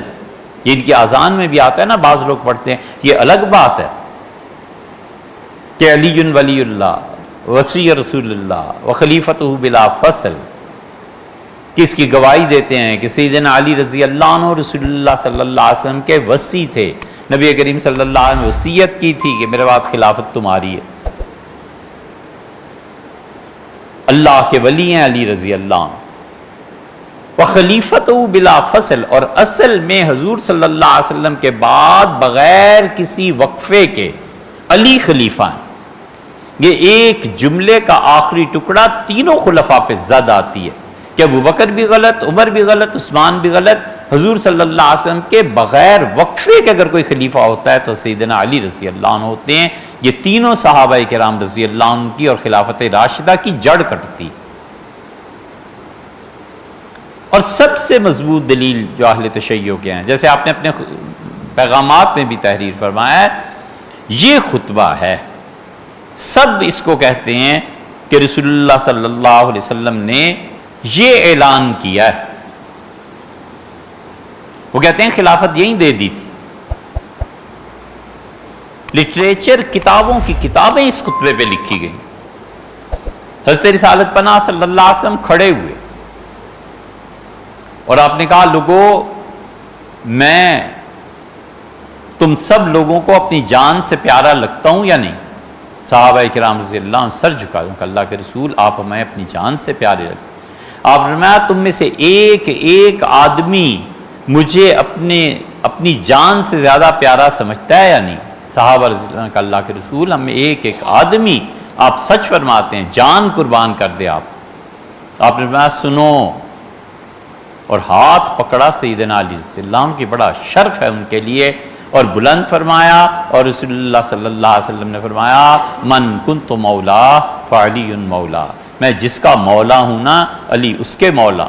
اللہم والمم والاہو، اللہ جو علی سے محبت کرے اس سے محبت کر. وعادمن عاداہو، اور اللہ برباد کر اس شخص کو جو علی کو برباد کرے، علی کی دشمنی اختیار. آپ نے فرمایا میں تم سب کا دوست اور آقا ہوں. مولا بمانے آقا کے ہم کر رہے ہیں. میں جس کا آقا ہوں علی اس کے آقا ہیں. سب سے پہلا آدمی جو اٹھا ہے رسول اللہ صلی اللہ علیہ وسلم کے اعلان کے بعد، سیدنا عمر رضی اللہ عنہ اٹھے، انہوں نے جا کے سیدنا علی رضی اللہ عنہ کو گلے لگایا، ملے اور کہا ہنی لک، علی اللہ مبارک کرے، اصبحت و امسیت، اب تو صبح و شام زندگی اس حال میں گزارو گے کہ ہم سب کے دلوں میں تمہاری محبت ہے، علی آپ میرے لیے بڑے محبوب ہیں، حضور صلی اللہ علیہ وسلم نے فرمایا آقا ہے۔ ایسے ہی نہیں تھا یہ، سیدنا عمر رضی اللہ عنہ ان چیزوں کا بڑا لحاظ کرتے تھے۔ آخری لشکر رسول اللہ صلی اللہ علیہ وسلم نے اسامہ رضی اللہ عنہ کو بھیجا تھا نا، حضرت عمر رضی اللہ عنہ، اسامہ اتنے چھوٹے تھے، حضرت عمر رضی اللہ عنہ کہیں بیٹھے ہوئے دیکھتے تھے، گزرتے تھے، سلام کرتے تھے تو کہتے تھے السلام علیکم ایھا الامیر، ہمارے امیر اللہ کی سلامتی ہو۔ تو کسی نے پوچھا یہ امیر کہاں سے؟ کہنے لگے تمہیں پتہ نہیں رسول اللہ صلی اللہ علیہ وسلم نے ہمارا امیر بنایا تھا۔ سیدنا علی رضی اللہ عنہ کے پاس سے گزرتے تھے تو کہتے تھے علی آپ تو مولا ہیں ہمارے، یہی چیز تھی۔ رسول اللہ صلی اللہ علیہ وسلم نے بس اتنا خطبہ دیا، بیٹھ گئے اور قافلہ چل۔ اہل تشیع کا موقف یہ ہے کہ یہ رسول اللہ صلی اللہ علیہ وسلم کا اعلان تھا، آپ نے خلافت دے دی اور طے فرما دیا کہ علی مولا ہے، مولا بمانا خلیفہ کی۔ اس حدیث کی ایک اور مرتبہ ضرورت پیش آ گئی۔ اس حدیث پہ شیخ الاسلام ابن تیمیہ رحمۃ اللہ علیہ نے منہاج السنہ میں جو جرح کیا ہے نا وہ قابل قبول نہیں ہے۔ شیخ بڑے رتبے کے آدمی تھے، شیخ بڑے مقام کے آدمی تھے، لیکن ایک آدمی 10,000 فتوے دیتا ہے، اس میں سے 1-2-4 میں غلطی ہو جاتی ہے تو آدمی کیا کہے یہ معصوم تھا؟ کوئی بھی معصوم نہیں ہوتا، ہو جاتا ہے۔ کون مفتی ایسا ہے امت میں انگلی رکھ کے ہمیں کوئی بتائے کہ یہ ہے جس کے فتوے 100% تسلیم کیے گئے؟ نہیں کیے۔ سیدنا عمر رضی اللہ عنہ امیر المومنین کے سارے فیصلے آگے کو نہیں چلے۔ حضرت عمر رضی اللہ عنہ کا موقف واضح تھا کہ عورتیں جو میت پر روتی ہیں تو میت کو ان رونے والیوں کی وجہ سے عذاب ہوتا ہے، سیدنا عمر رضی اللہ عنہ سختی سے منع کرتے تھے۔ عبداللہ ابن عمر ان کے اپنے بیٹے سے پوچھا گیا تو انہوں نے کہا روئیں یہ اور عذاب میت کو، والد کہتے تھے میں نہیں کہتا۔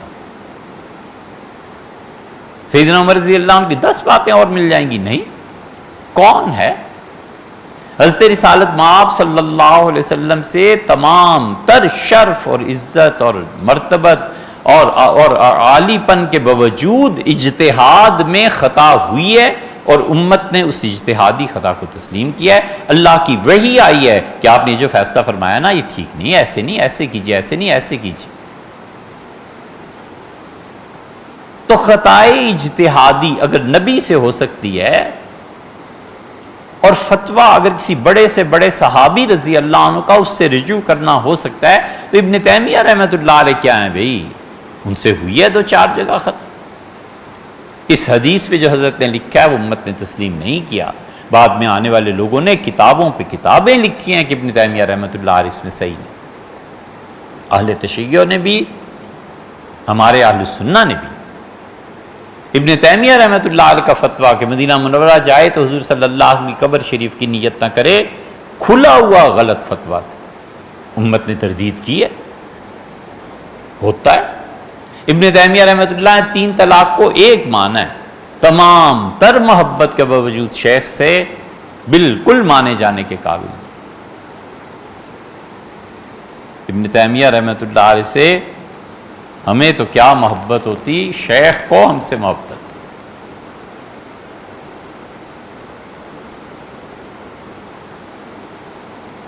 ہم دمشق گئے، چھوڑ اچھا اس بات تو شیخ نے اس حدیث پہ جرح کی ہے، کسی نے نہیں مانا، یہ بالکل صحیح حدیث ہے۔ حضور اقدس صلی اللہ علیہ وسلم فرمایا کہ من کنت مولا فعلی، میں جس کا آقا ہوں علی اس کے آقا ہیں رضی اللہ۔ اس حدیث کی ضرورت سیدنا علی رضی اللہ عنہ کو پیش آ گئی تھی۔ کوفہ جب اپنی خلافت میں تشریف لے گئے ہیں تو کسی نے کچھ کہا تھا تو سیدنا علی رضی اللہ عنہ نے اس حدیث کو اپنی خلافت کے لیے پیش نہیں کیا۔ ایک چبوترے پہ بیٹھے ہوئے تھے، صحابہ کرام رضی اللہ عنہ بیٹھے ہوئے تھے اور آپ نے کہا میں اللہ کی قسم دیتا ہوں تم لوگوں کو، تم میں سے جو آدمی اس وقت تھا کھڑا ہو جائے 18 اور ایک روایت میں آتا ہے 30 صحابہ کرام رضی اللہ عنہ کھڑے ہو گئے. ان کا ہم اللہ کی قسم اٹھاتے ہیں کہ حضور صلی اللہ علیہ وسلم آپ کا ہاتھ پکڑا تھا اور آپ کے متعلق یہ بات ارشاد فرمائی. سیدنا علی رضی اللہ عنہ کا دیکھو اور گواہی سے کوئی شبہ نہیں ہے.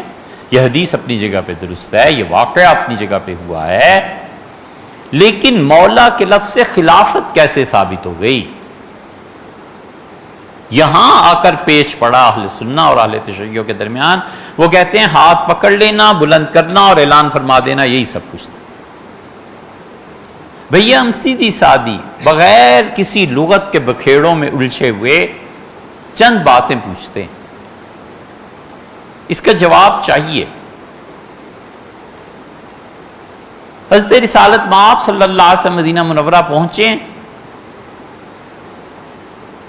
بیماری کا آغاز ہوا ہے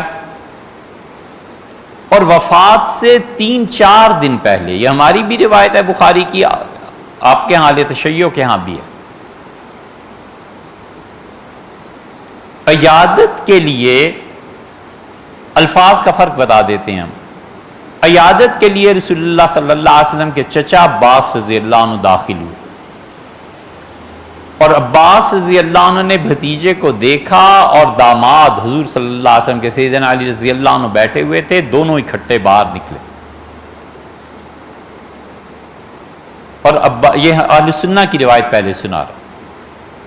حضرت عباس رضی اللہ عنہ نے کہا کہ انی لارا وجوہ بنی ہاشم, میں نے ان ہاشمیوں کے چہرے دیکھے ہیں, جب ان پہ وفات کا وقت آتا ہے نا تو ان کی رنگت بدل جاتی ہے. وہ رنگت کا جو تغیر ہے وہ چہرہ مبارک پہ آنا شروع ہو گیا ہے. علی کچھ دن بعد تم دیکھو گے کہ لاٹھی کی حکومت آئے گی, طاقت کی حکومت آئے گی. تو دیکھو حضور اقدس صلی اللہ علیہ وسلم سے وفات سے پہلے اپنی خلافت کا فیصلہ کرا لو. سیدنا علی رضی اللہ عنہ نے جو جواب دیا, کیا ذہانت ہے اس جواب کی. انہوں نے کہا چچا میں چلا جاؤں اور حضرت رسالت پناہ صلی اللہ علیہ وسلم اپنی خلافت کی بات کروں, اور اگر وہ نہ کر دیں تو امت میں جو دینی تھی وہ بھی نہیں ملے گی, پھر کیا ہوگا؟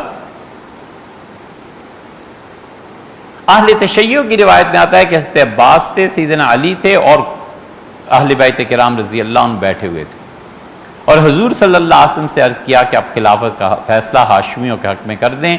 رسول اللہ صلی اللہ علیہ وسلم, اللہ جو چاہے گا وہ فیصلہ ہو جائے گا. اور یہ حضرات روتے ہوئے اٹھ کر وہاں سے آ گئے. یہ اہل تشیع کی کتابوں میں یہ روایت اسی طرح ہے, ہم حوالہ پیش کر دیں گے. ہم کہتے ہیں کہ سیدنا علی رضی اللہ عنہ یہ کیوں نہیں کہہ دیا کہ حضرت ابھی غدیر خم میں میری خلافت کا اعلان ہو گیا تھا, مجھے کیا ضرورت پڑی ہے ان سے پوچھنے کی؟ اب کیوں حضرت عباس رضی اللہ عنہ کا کہ لیے اپنے لیے خلافت کا پوچھ لو. غدیر خم میں 1 لاکھ آدمیوں کے تقریباً ان کے سامنے اگر وہ سب سمجھے ہوتے کہ خلافت سیدنا علی رضی اللہ عنہ کا اعلان ہو گیا ہے, یہ قضیہ کیا ہو گیا تھا, یہ کیا چیز پیش آ گئی تھی؟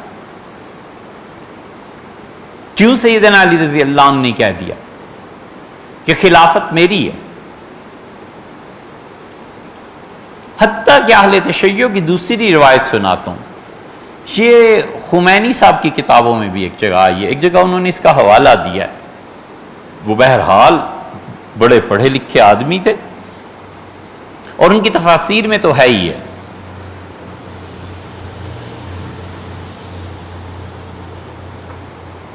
رسول اللہ صلی اللہ علیہ وسلم نے سیدنا علی رضی اللہ عنہ کی خلافت کا اعلان پھر نہیں فرمایا, یہ رو کے اٹھ کے چلے آئے.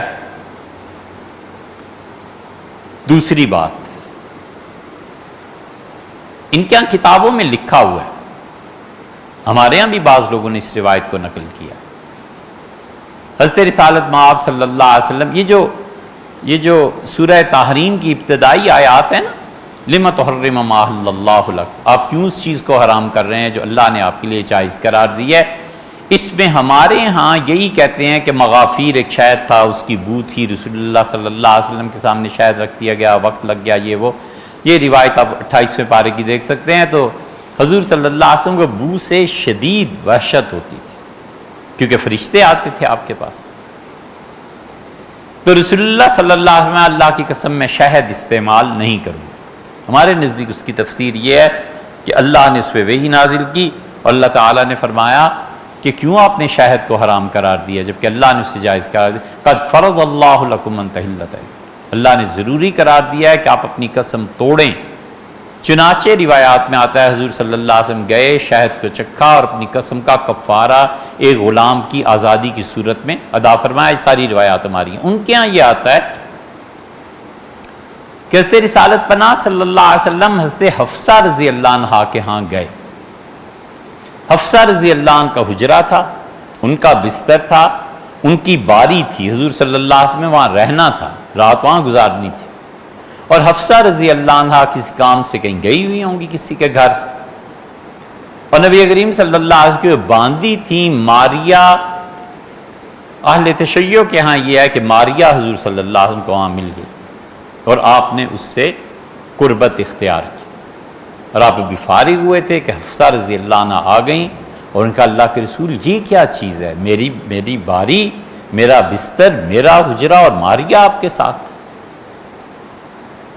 حضور اقدس صلی اللہ علیہ وسلم نے حفصہ کو سمجھایا ایک طرف کر کے اور کہا کہ خوش ہو جاؤ مجھ سے، میں ماریا کو اپنے لیے حرام کرتا ہوں، اللہ کی قسم آئندہ ماریا سے میرا کوئی تعلق نہیں ہوگا. بقول ان کے اللہ نے اس چیز کو کہا کہ آپ نے اس کو حرام کیوں کر دیا جو آپ کے لیے جائز تھی. بات اگلی ہے. اور رسول اللہ صلی اللہ علیہ وسلم نے انہیں اپنی اہلیہ کی خوشی کے لیے کہا کہ حفصہ میرے بعد ابو بکر کو خلافت ملے گی اور ابو بکر کے بعد تمہارے والد کو خلافت ملے گی. تو حفصہ رضی اللہ عنہ نیچرلی خوش ہوئی کہ میرے والد کو خلافت ملے گی.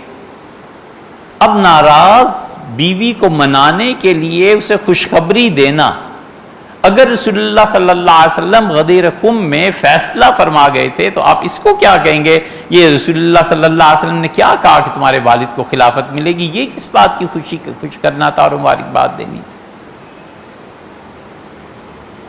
آپ خود سوچیں. یہ روایت بالکل تفسیر صافی میں اہل تشیع کی تفسیروں میں کئی جگہ، خوینی صاحب نے بھی اس کا ایک جگہ ذکر کیا یا حوالہ دیا ہے. مدت ہوئی اب تو کہیں 80 میں پڑھا تھا، 37-38 سال ہو گئے. انہوں نے اس کا حوالہ دیا ہے یا اس واقعے کو ذکر کیا ہے. ہم کہتے ہیں اس کو بھی چھوڑ دیں. حضرت رسالت مآب صلی اللہ علیہ وسلم کا انتقال ہوا. ثقیفہ بنو ساعدہ میں حضرت ابوبکر رضی اللہ عنہ کی بیعت کی صحابہ کرام رضی اللہ عنہ نے. یہ جو غدیر خم میں 3 مہینے پہلے 1 لاکھ سے زیادہ آدمی دیکھ رہے تھے کہ رسول اللہ صلی اللہ علیہ وسلم نے بقول آپ کے سیدنا علی رضی اللہ عنہ کی خلافت کا فیصلہ فرما دیا تھا. کوئی ایک روایت ہے کہ ثقیفہ بن ساعدہ میں کوئی کھڑا ہوا اور اس سے کہا کہ وہ تو مولا علی رضی اللہ عنہ کے بارے میں فیصلہ ہو گیا، آپ کس بحث میں پڑے ہوئے. کوئی ایک آدمی ہے کوئی تو. سیدنا ابوبکر رضی اللہ عنہ نے 3 مرتبہ بیعت کی ہے. بنو ہاشم سارے زندہ تھے مدینہ منورہ میں، کسی ایک ہاشمی نے اٹھ کے اس حدیث سے استدلال کیا ہے.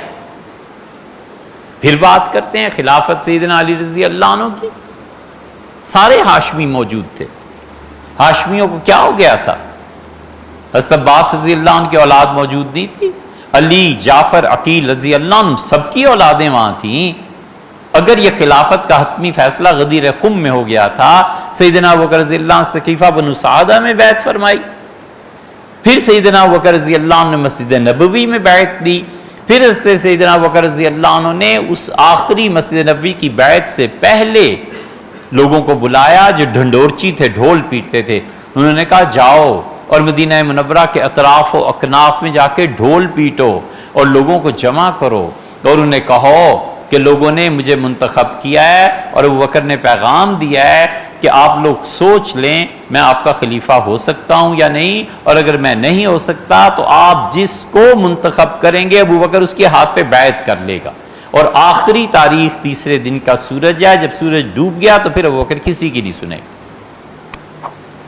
3 دن تک ڈھول بجتا رہا، اعلان ہوتا رہا، کوئی ایک ہاشمی اٹھا ہے، کوئی ایک سیدنا علی رضی اللہ عنہ امیر المومنین سمیت کوئی ایک آدمی اٹھا ہے جس سے جا کے کہا ہو کہ حضرت غدیر خم میں فیصلہ ہو گیا تھا، حضور صلی اللہ علیہ وسلم کر گئے تھے، یہ آپ کیا کر رہے ہیں؟ کوئی نہیں۔ چوتھی بات کرتے ہیں، سیدنا ابوبکر رضی اللہ عنہ کے انتقال کا وقت آ گیا اور انہوں نے اپنی جگہ پہ حضرت عمر رضی اللہ عنہ کو منتخب فرمایا اور مشورہ شروع ہوا۔ مشورے میں انہوں نے لوگ بلائے، حضرت ابوبکر رضی اللہ عنہ کا عثمان اگر تمہارا کیا خیال ہے میں اپنی جگہ عمر کو مقرر کر دوں؟ ان کا ٹھیک ہے آپ کر دیں۔ کہا عبداللہ ابن مسعود کو بھی بلاؤ۔ ابن مسعود رضی اللہ عنہ کو بلایا تو انہوں نے تو بہت سخت لفظ کہے، انہوں نے کہا حضرت اللہ سے ڈریں، اتنا سخت آدمی آپ اپنی جگہ پہ چھوڑ کے جا رہے ہیں؟ پھر چپ ہو گئے، پھر بولے اور انہوں نے کہا حضرت عمر کو خلافت آپ اللہ کو کیا جواب دیں گے؟ یہ بڑے شدید صحابہ رضی اللہ عنہ، حضرت ابوبکر رضی اللہ عنہ لیٹے ہوئے تھے، فرمایا تکیے رکھو مجھے بٹھاؤ۔ تکیے رکھے گئے، خلیفہ رسول اللہ صلی اللہ علیہ وسلم تشریف فرما ہوئے اور کہا ابن مسعود، عمر اور اللہ دونوں کو میں تم سے زیادہ جانتا ہوں، اگر اس نے مجھ سے قیامت میں پوچھا تو میں اسے کہوں گا کہ تیرے نبی صلی اللہ علیہ وسلم کی امت میں سب سے بہتر آدمی جسے میں سمجھتا تھا اللہ اسے خلافت دے کے آیا۔ اور پھر سمجھایا، یہ محبت تھی۔ فرمایا عبداللہ ایسے مت سوچو، خلافت کا بوجھ عمر کو نرم کر دے۔ سیدنا علی رضی اللہ عنہ کو بلایا کہ علی خلافت کس کے پاس جائے گی؟ ہم کہتے ہیں سیدنا علی رضی اللہ عنہ یہ کیوں نہیں کہہ دیا کہ حضرت ایک مرتبہ تو ہو گیا جو ہو گیا، میرے لیے تو سقیفہ بنو سعادہ میں بیعت ہو گئی تھی۔ سیدنا علی رضی اللہ عنہ نے کیا کہا؟ روضۃ الصفا اہل تشیع کی کتاب ہے نا، میں اس کی عبارت پڑھ دیتا ہوں۔ سیدنا علی رضی اللہ عنہ نے ہماری روایات کے مطابق تو جو کچھ بھی کہا ہو یہ ہے عبارت، آپ خود سوچیں۔ اسی لیے ہم کہتے ہیں نا ہر فرقہ اپنے بڑوں کی کتابوں کو پڑھے تو پتہ چلے کہ حقائق کیا۔ بیک گراؤنڈ اس کا یہ ہے کہ حضرت عثمان رضی اللہ عنہ خلافت نامہ لکھ رہے ہیں اور حضرت ابوبکر رضی اللہ عنہ پہ غشی طاری ہو گئی۔ جب ہوش میں آئے تو حضرت عثمان رضی اللہ عنہ جانتے تھے نا کہ انہوں نے عمر کا فیصلہ کیا ہے، تو انہوں نے اس بے ہوشی میں حضرت عمر رضی اللہ عنہ کا نام اپنے پاس سے لکھ دیا تاکہ کوئی بھی تحریر دیکھے تو بجائے اس کے کوئی فتنہ بنے، میں بتا سکوں کہ حضرت نے یہ تحریر کروایا۔ حضرت ابوبکر رضی اللہ عنہ نے کیا کیا؟ فرمایا کہ اگر نام خود را نیز میں نویسی مذائقہ نہ بود، اگر عثمان تم عمر کی بجائے اپنا بھی نام لکھ دیتے تھے تو کوئی حرج نہیں تھا۔ سیدنا علی رضی اللہ عنہ بیٹھے تھے، طلحہ بیٹھے تھے، سارے لوگ موجود تھے۔ امیر المومنین علی فرمود، یہ اہل تشیع کی کتاب کی فارسی پڑھ رہا ہوں، روضۃ الصفا کی۔ سیدنا علی رضی اللہ عنہ جو تشریف فرماتے، فرمایا کہ ما بغیر عمر راضی نمی شویم کہ خلیفہ باشد، حضرت ہم عمر کے علاوہ کسی شخص کو نہیں مانیں گے کہ خلافت اس کے پاس جائے۔ ابو بکر دربارے مرتضی علی دعائے خیر بر زبان آورد، سیدنا ابو بکر رضی اللہ عنہ خوش ہوئے علی رضی اللہ عنہ کی اس بات سے اور ان کو دعا دی۔ وہ جمع کہ خلافت عمرہ کار بودند گفتند، فرمایا علی رضی اللہ عنہ کہ اے خلیفہ رسول خدا، حضور اقدس صلی اللہ علیہ وسلم کے خلیفہ، آپ کہتے ہیں خلافت غصب کر لی تھی، سیدنا علی رضی اللہ عنہ نے کیوں نہیں اس موقع پہ کہہ دیا کہ حضرت جب وہاں غدیر خم میں فیصلہ ہو گیا تھا، ایک بار ہو گئی اب تو نہ کریں، آپ لوگوں کے سامنے ہوئے عمر سے پوچھ لیں، سب سے پہلے اٹھ کے مجھے مبارکباد دی تھی، یہ کیا ہوا؟ کمال کا جملہ حضرت علی رضی اللہ عنہ، ان کا رسول اللہ صلی اللہ علیہ وسلم کے خلیفہ در این امر خطیر تأمل بسرا فرمائی، زیرا کہ در قیامت خلفاء از حال رعایا وزیر دستان مسئول خان بود. حضرت بہت مشکل وقت آیا ہوا ہے اس وقت امت پہ، اور جو آپ فرما رہے ہیں نا تو یاد رکھیے گا کہ قیامت میں اللہ حساب لے گا خلفاء سے کہ اپنے بعد رعایا کا کیا حال تھا، اور اللہ کے ہاں آپ جواب دہ ہوں گے جس شخص کو آپ مقرر کر کے جائیں گے. علی گفت کہ اے طلحہ، سیدنا علی رضی اللہ عنہ اپنی بات کے بعد حضرت طلحہ رضی اللہ عنہ سے پوچھا اور ان کو کہا ہیچ کسرا بغیر عمر اطاعت نمی کنا. طلحہ یاد رکھو میں تو عمر کے علاوہ کسی کی بات نہیں ماننے والا، میں صرف ان کی بات مانوں گا، خلیفہ وہ ہوں گے. بخدا سوگند، میں خدا کی قسم کھاتا ہوں کہ تحمل ان بارے گراں جزعورا کسے نمی دانم، یہ جو خلافت کا بوجھ ہے نا اتنے مشکل حالات میں، مجھے خدا کی قسم ہے میں سمجھتا ہوں عمر کے علاوہ کسی کے شانے نہیں اٹھا سکتے. یہ واحد آدمی ہے امت میں جو خلافت کو ٹھیک چلا لے. کدھر گیا غدیر خم؟ سوچنے کی بات ہے نا. ہم تو نہیں کہتے کہ ہماری کتابوں میں اس وقت کے کیا منظر آئے، وہ چھوڑو، لمبی بات ہو جائے. وہ شمع از اوصاف بیان کردہ، اور پھر علی رضی اللہ عنہ نے حضرت عمر رضی اللہ عنہ کی تعریف میں جملے فرمائے. بخدمت ابی بکر توجہ نمود، اور پھر حضرت بکر رضی اللہ عنہ کی طرف دوبارہ توجہ فرمائی. گفت اے خلیفہ رسول خدا، اور کہا رسول اللہ صلی اللہ علیہ وسلم کے خلیفہ پسندیدہ شما پسندیدہ ماست. حضرت جس کو آپ خلافت کے لیے پسند کر رہے ہیں نا ہم بھی اسی پہ خوش ہیں. وَرَضَائے ما مقرون برضائے شماست، اور میری خوشی آپ کی خوشی میں گم ہے. آپ جو فیصلہ فرماتے ہیں میں اس پہ خوش ہوں.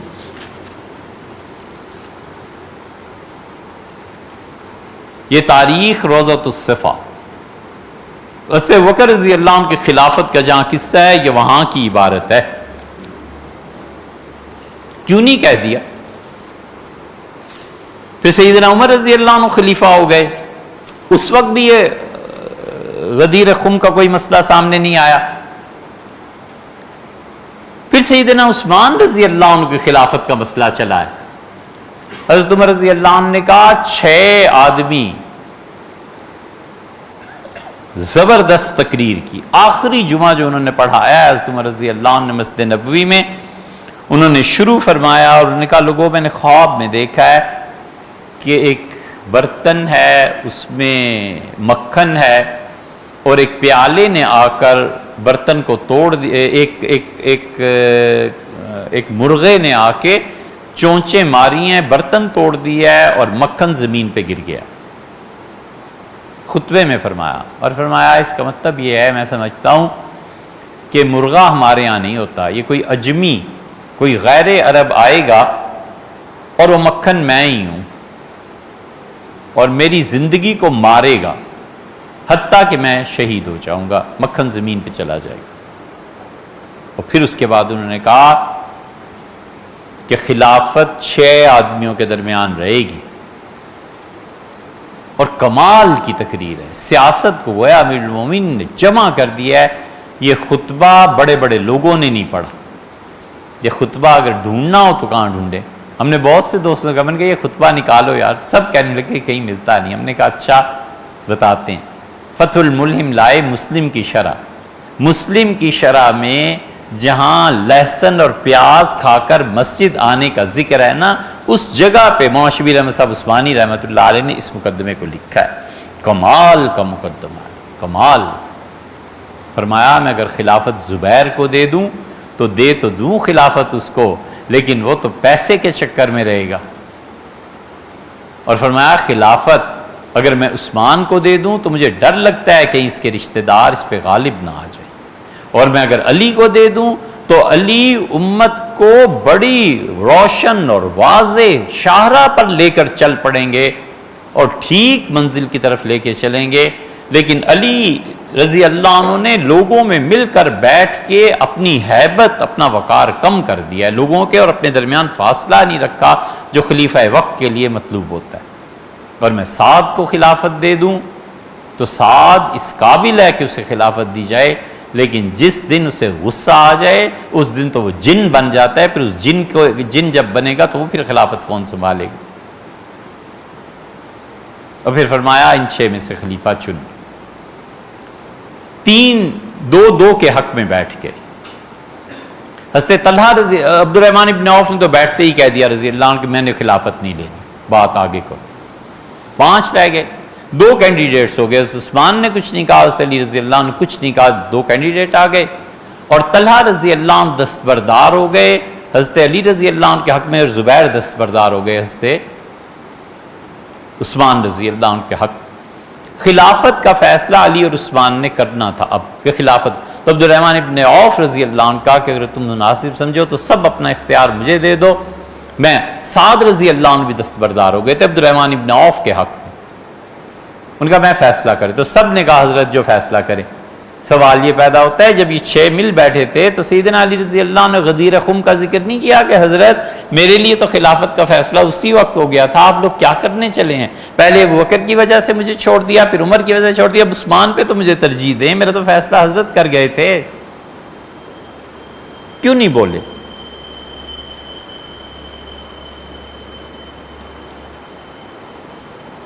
کچھ نہیں کہا.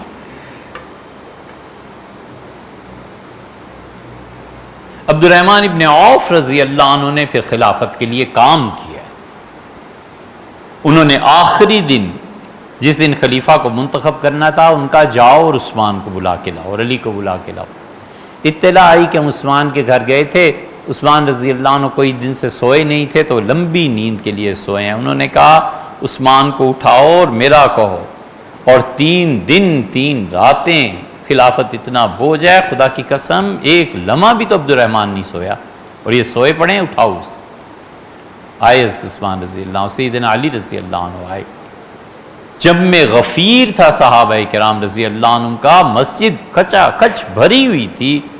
عبد الرحمن ابن عوف رضی اللہ عنہ نے کہا میں نے تمہارے خلیفہ کے انتخاب کے لیے کنواری لڑکیاں جو پردے میں بیٹھی ہوئی ہیں اور جو بچے مدینہ منورہ کی مسجدوں میں قرآن پڑھ رہے تھے, ان سے بھی جا کے پوچھا ہے کہ کون سا خلیفہ چاہیے. تو مجھے اللہ کی قسم ہے عثمان, سب نے تمہارا نام لیا ہے کہ عثمان خلیفہ ہو. یہ سارے اہل مدینہ کو پتہ ہی نہیں تھا کہ غدیر خم میں کیا ہوا ہے. 30 صحابہ رضی اللہ عنہ سیدنا علی رضی اللہ عنہ کے کہنے پہ اٹھ کے قسمیں کھا کے گواہی دیتے ہیں کہ غدیر خم میں حضور صلی اللہ علیہ وسلم نے اپنے مقرر فرمایا تھا انہیں کہ یہ والی ہیں, امت میں مولا ہیں. یہ 30 جو تو وہاں سے 30 آدمی نہ اٹھ سکا. حضرت عثمان رضی اللہ عنہ کی خلافت کے انتخاب کے وقت تو 100 کے قریب بدری زندہ تھے, 100 سے بھی زیادہ تھے. ان کی خلافت کا انتخاب تو ہوا ہے 22 ہجری 23 ہجری میں, اور 100 یا 80 بدری زندہ تھے 32 ہجری میں.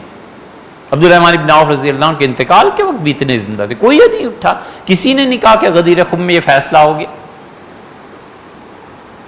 خلافت سیدنا علی رضی اللہ عنہ کی ہوتی تو یہ اس طرح مسجد نبوی میں نہ ہو رہا ہوتا. آپ صاف کیوں نہیں کہتے کہ رسول اللہ صلی اللہ علیہ وسلم کی تربیت نے ان سب کو بزدل بنا دیا تھا, اور معاذ اللہ, اللہ کی پناہ ہے, سب جھوٹے پڑ گئے تھے, کسی ایک میں ایمان نہیں رہا تھا کہ اٹھ کے گواہی دیتا. یہ تو یار ہمارے زمانے میں نہیں ہو سکتا. اللہ کا شکر ہے حضرت رسالت مآب صلی اللہ علیہ وسلم کی تعلیمات پہ جو لوگ عمل کرتے ہیں, اس گئے گزرے دور میں نہیں ہوتا. لوگ اٹھ کھڑے ہوتے ہیں کہ جناب حدیث میں یہ آیا ہے, حدیث, وہاں کوئی اٹھا ہی نہیں. اور عبد الرحمن ابن عوف رضی اللہ عنہ نے بلایا عثمان رضی اللہ عنہ کو, بٹھایا انہیں ممبر پہ, اور انہوں نے کہا یہ وہ پگڑی ہے جو رسول اللہ صلی اللہ علیہ وسلم نے تبوک کے دن مجھے پہنائی تھی, اور انہوں نے ان کے سر پہ رکھی, اور انہوں نے کہا خلافت مبارک ہو, اور ہاتھ بڑھائیے بیعت کریں. اور سب سے پہلی بیعت حضرت علی رضی اللہ عنہ کو بلایا اور کالی بیعت کرو.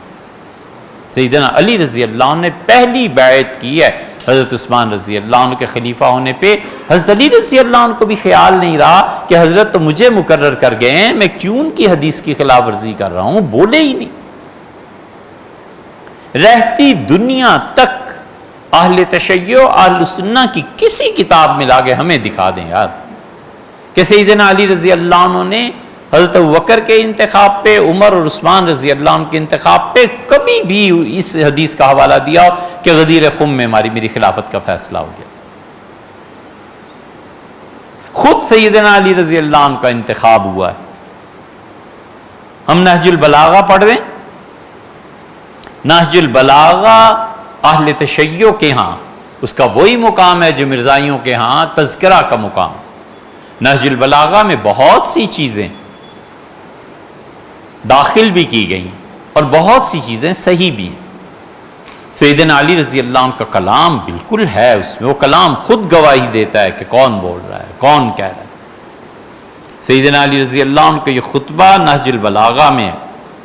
امیر المومنین نے فرمایا، یہ بھی الفاظ دیکھو، وَمِن خُطْبَةٍ لَهُ علیہ السلام، اور یہ وہ خطبہ ہے جو سیدنا علی رضی اللہ عنہ نے دیا لما ارید علی البیعۃ بعد قتل عثمان رضی اللہ عنہ. حضرت عثمان رضی اللہ عنہ کی شہادت کے بعد جب بیعت ہونی تھی حضرت علی رضی اللہ عنہ کی خلافت کی، تو فرمایا دعونی، مجھے خلافت کے لیے نہ بلاؤ، والتمسوا غیری، میرے علاوہ کسی اور کو تلاش کرو. کسی نے یاد نہیں دلایا کہ حضرت اب تو موقع ہے، اب غدیر خم پوری ہونے آ رہی ہے، آپ کر لیں. کوئی نہیں بولا. سیدنا علی رضی اللہ عنہ کی بیعت کرنے والے کوئی معمولی لوگ نہیں تھے. 80 بدری صحابہ رضی اللہ عنہ تھے جنہوں نے سیدنا علی رضی اللہ عنہ کی، طلحہ اور زبیر نے بیعت کی ہے. 700 صحابہ رضی اللہ عنہ تھے جو حدیبیہ میں رسول اللہ صلی اللہ علیہ وسلم کی ہاتھ پہ جنہوں نے بیعت کی تھی. سیدنا علی رضی اللہ عنہ جب نکلے ہیں تو ان کے لشکر میں 700 بیعت رضوان والے تھے اور 80 کے قریب بدری صحابہ رضی اللہ عنہ نکلے ہیں. یہ سارے ہی کچھ ایسے ہی تھا. اسی لیے سیدنا علی رضی اللہ عنہ سے معاویہ رضی اللہ عنہ کو خط لکھا تھا کہ اللہ کی قسم کھاتا ہوں جو بدر میں رسول اللہ صلی اللہ علیہ وسلم کے ساتھ تھا آج علی کے ساتھ ہے. معاویہ تمہارے ساتھ بدر والوں میں سے کون ہے؟ اس سے معاویہ رضی اللہ عنہ نہیں جواب دے سکتے. یہ ہے خطبہ حضرت کا. فرمایا والتمسوا غیری فإنا مستقبلون امرا له وجوہ، مجھے چھوڑ دو، اس منصب خلافت کے لیے کسی اور کو تلاش کرو. یہ خلافت ایسی چیز ہے جس میں اب عجیب و غریب چیزیں پیش آئیں گی. والوان، اور چہروں کے رنگ بدلے ہوں گے. لا تقوم له القلوب ولا تثبت علیہ العقول، اب خلافت قائم ہوگی اور دل ان کو برداشت کرنے سے قاصر ہو جائیں گے، اور عقل حیران ہے اس پہ کہ عثمان جیسے آدمی کو شہید کر دیا گیا ہے، اب خلافت کا بار کون سنبھالے. اور دیکھو فَأَنَا كَعَهْدِكُمْ، میں بالکل ایک عام آدمی جیسا ہوں. یہ نہیں فرمایا کہ غدیر خم میں مجھے کہہ گئے ہیں. یہ کیوں کہا ہے؟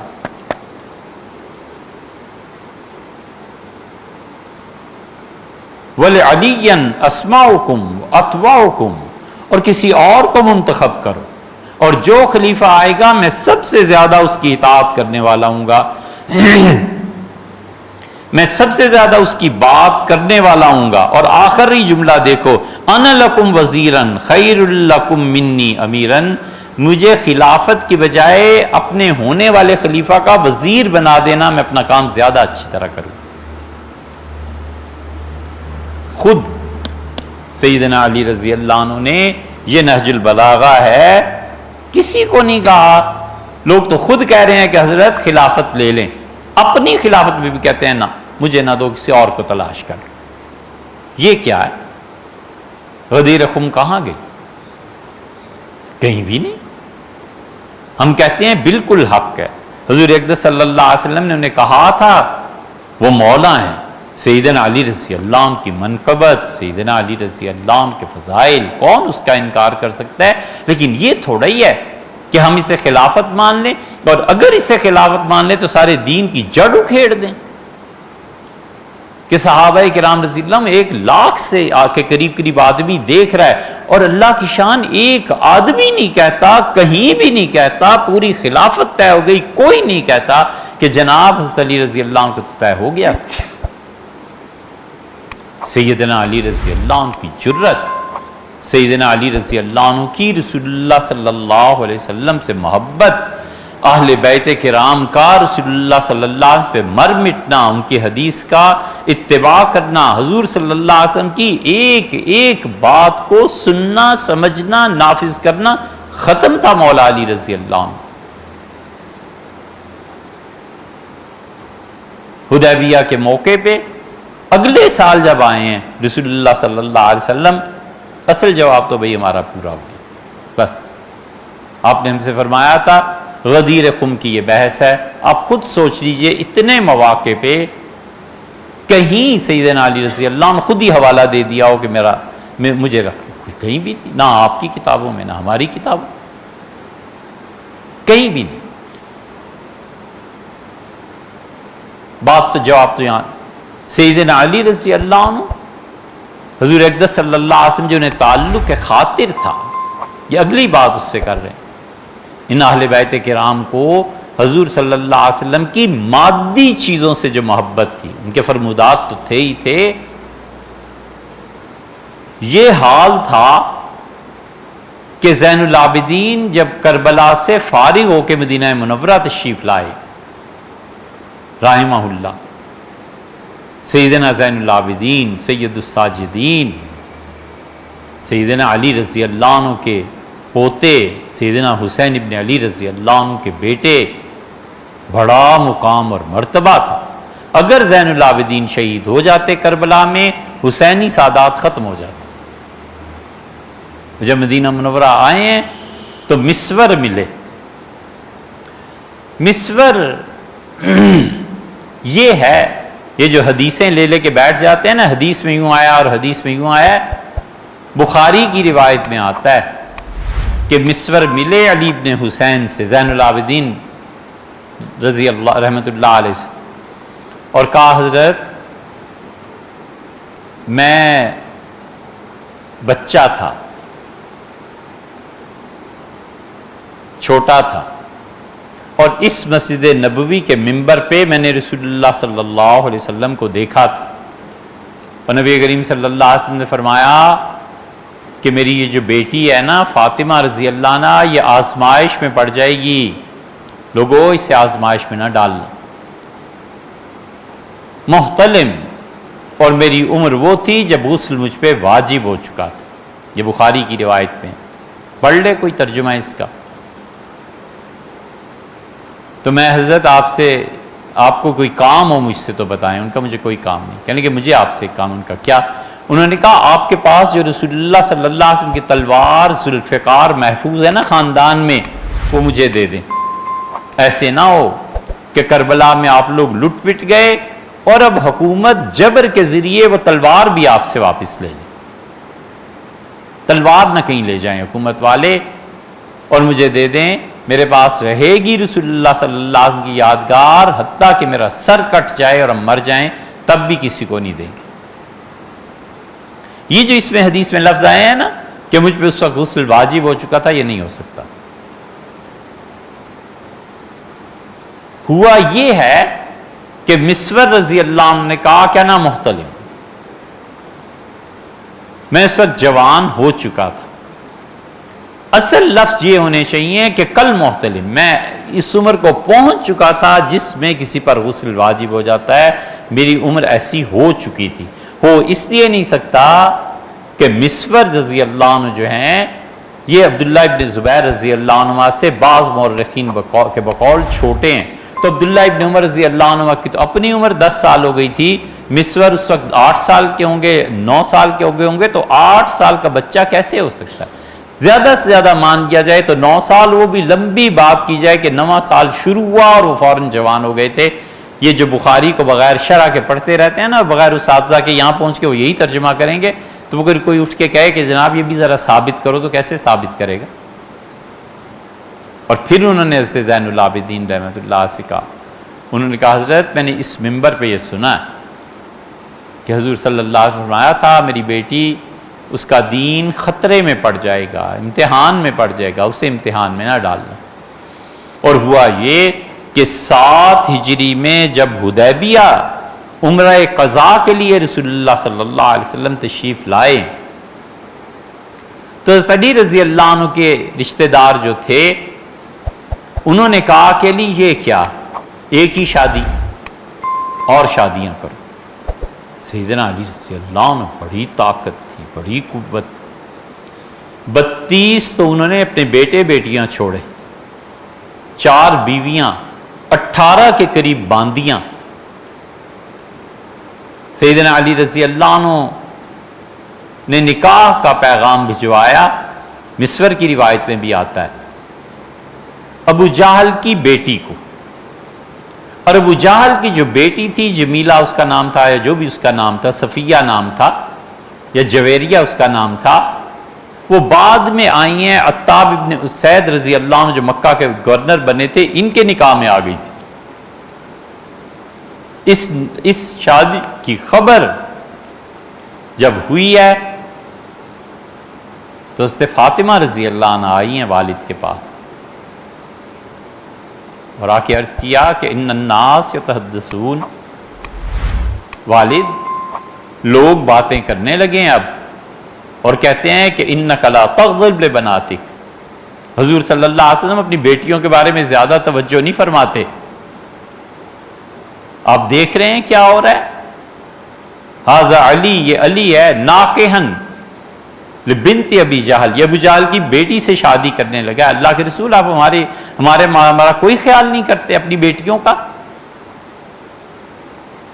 صاحبزادی تھی نا، والد سے کہہ سکتی تھی. حضور صلی اللہ علیہ وسلم اٹھے اور لوگوں کو جمع کیا اور آپ نے کہا واللہ لا تجمع بنت رسول اللہ، رسول اللہ صلی اللہ علیہ وسلم کی بیٹی اور اللہ کے دشمن ابو جہل کی بیٹی، اللہ کی قسم کھاتا ہوں ایک زمانے میں ایک جگہ پہ ایک شخص کے شوہر ہونے کی وجہ سے دونوں اکٹھی نہیں رہ سکتی. علی اگر چاہتے ہیں کہ ابو جہل کی بیٹی کو سے نکاح کر لیں، علی کو چاہیے میری بیٹی کو گھر واپس بھیجیں، اسے طلاق دے دیں. علی کو پتہ نہیں ہے کہ یریبھا مارا بنے، جو چیز اسے فاطمہ کو پریشان کرتی ہے نا وہ مجھے پریشان کرتی ہے. جس چیز سے فاطمہ کو تکلیف پہنچتی ہے مجھے تکلیف پہنچتی ہے. میرا دوسرا داماد وہ کتنے اچھے لوگ تھے، اس نے مجھ سے وعدہ کیا اور میری بیٹی زینب کو بھیج دیا. اس نے جو بات کی وہ سچی نکلی اور علی چاہتے ہیں کہ دوسرا نکاح ابو جہل کی بیٹی سے کریں. اس پہ حافظ ابن حجر رحمۃ اللہ نے لکھا ہے کہ غالباً یہ رسول اللہ صلی اللہ علیہ وسلم کی خصوصیات میں سے تھا کہ ان کی بیٹیوں پہ سوکن نہیں آ سکتی تھی. وہ کہتے ہیں یہ غالباً ان کی خصوصیات میں سے تھا. رسول اللہ صلی اللہ علیہ وسلم نے صاف فرما دیا. اس سے بھی بڑے جملے ہیں. آپ نے کہا علی کو پتہ نہیں ہے کہ جو چیز اس سے تنگ کرتی ہے وہ مجھے بھی تنگ کرتی ہے. علی کو پتہ نہیں ہے کہ میری بیٹی کو آزمائش میں ڈال رہے ہیں. سیدنا علی رضی اللہ عنہ چپ ہو گئے، بالکل بولے نہیں اور آ کے معذرت کی. انہیں اندازہ ہی نہیں تھا کہ رسول اللہ صلی اللہ علیہ وسلم اتنے اس بات سے پریشان ہو جائے. سیدنا علی رضی اللہ عنہ نے حضور صلی اللہ علیہ وسلم کے وفات کے بعد کہا آپ کو والد کی یاد بہت آتی ہے، آپ میرے ساتھ چلیں. اور جنت البقیع جو ہے نا، اس پہ ہم نشاندہی کر سکتے ہیں، مدینہ منورہ جائیں، اس جگہ پہ سیدنا علی رضی اللہ عنہ آئے اور ایک حجرہ بنوایا اس قبرستان کی جگہ میں اور کہا آپ یہاں تشریف فرما ہوا کریں، سامنے والد کی قبر ہے، حضور صلی اللہ علیہ وسلم کی قبر مبارک، اور آپ کو اس سے تسلی رہے گی. پھر فاطمہ رضی اللہ عنہ کا انتقال ہوا ہے. سیدنا علی رضی اللہ عنہ اسی خیمے میں رہتے رہے ہیں، اپنی اہلیہ کی قبر بھی اور رسول اللہ صلی اللہ علیہ وسلم کی قبر بھی. اور سیدنا علی رضی اللہ عنہ بہت پریشان رہے. کسی نے نکاح کا کہا تو کہنے لگے رسول اللہ صلی اللہ علیہ وسلم کا گھر نہیں چھوڑا جا سکتا. فاطمہ رضی اللہ عنہ کی بھانجی زینب صغرا چھوٹی، فرمایا میرا نکاح وہاں کر دو. وہ رسول اللہ صلی اللہ علیہ وسلم کی نواسی تھی ایک اور بیٹی سے. سیدنا علی رضی اللہ عنہ کا نکاح وہاں ہوا ہے. 6 مہینے تک سیدنا علی رضی اللہ عنہ اس ایک حجرے میں رہے اور مغموم اور اداس رہے، قبروں کو دیکھتے تھے. پھر یہ حجرہ حضرت حسن رضی اللہ، پھر حسین، پھر زین العابدین رحمہ اللہ ان کے پاس چلا گیا تھا. لمبی تاریخ ہے اس کی، لیکن بات تو اصل غدیر خم کی ہے. حضور اقدس صلی اللہ علیہ وسلم کی قبر شریف سب چیزیں ان کے سامنے تھیں، کسی موقع پر کھڑے نہیں ہوئے یار. کسی موقع پہ سیدنا علی رضی اللہ عنہ نے اس حدیث کا حوالہ نہیں دیا. حدیث ہم مانتے ہیں، سیدنا علی رضی اللہ عنہ کو بڑا مانتے ہیں، سیدنا علی رضی اللہ عنہ سے محبت ہے. جتنے لوگ سیدنا علی رضی اللہ عنہ کے خلاف آئے ہیں، ہم سب میں ہمارا عقیدہ اہل السنہ کا سیدنا علی رضی اللہ عنہ حق پہ ہیں، لیکن یہ بات نہیں ہے کہ غدیر خم میں ان کی خلافت کا اعلان ہوا تھا۔ خلافت کا اعلان ہوا ہوتا تو کوئی تو اس کا ذکر کرتا نا، وہ کہیں نہیں ملتا۔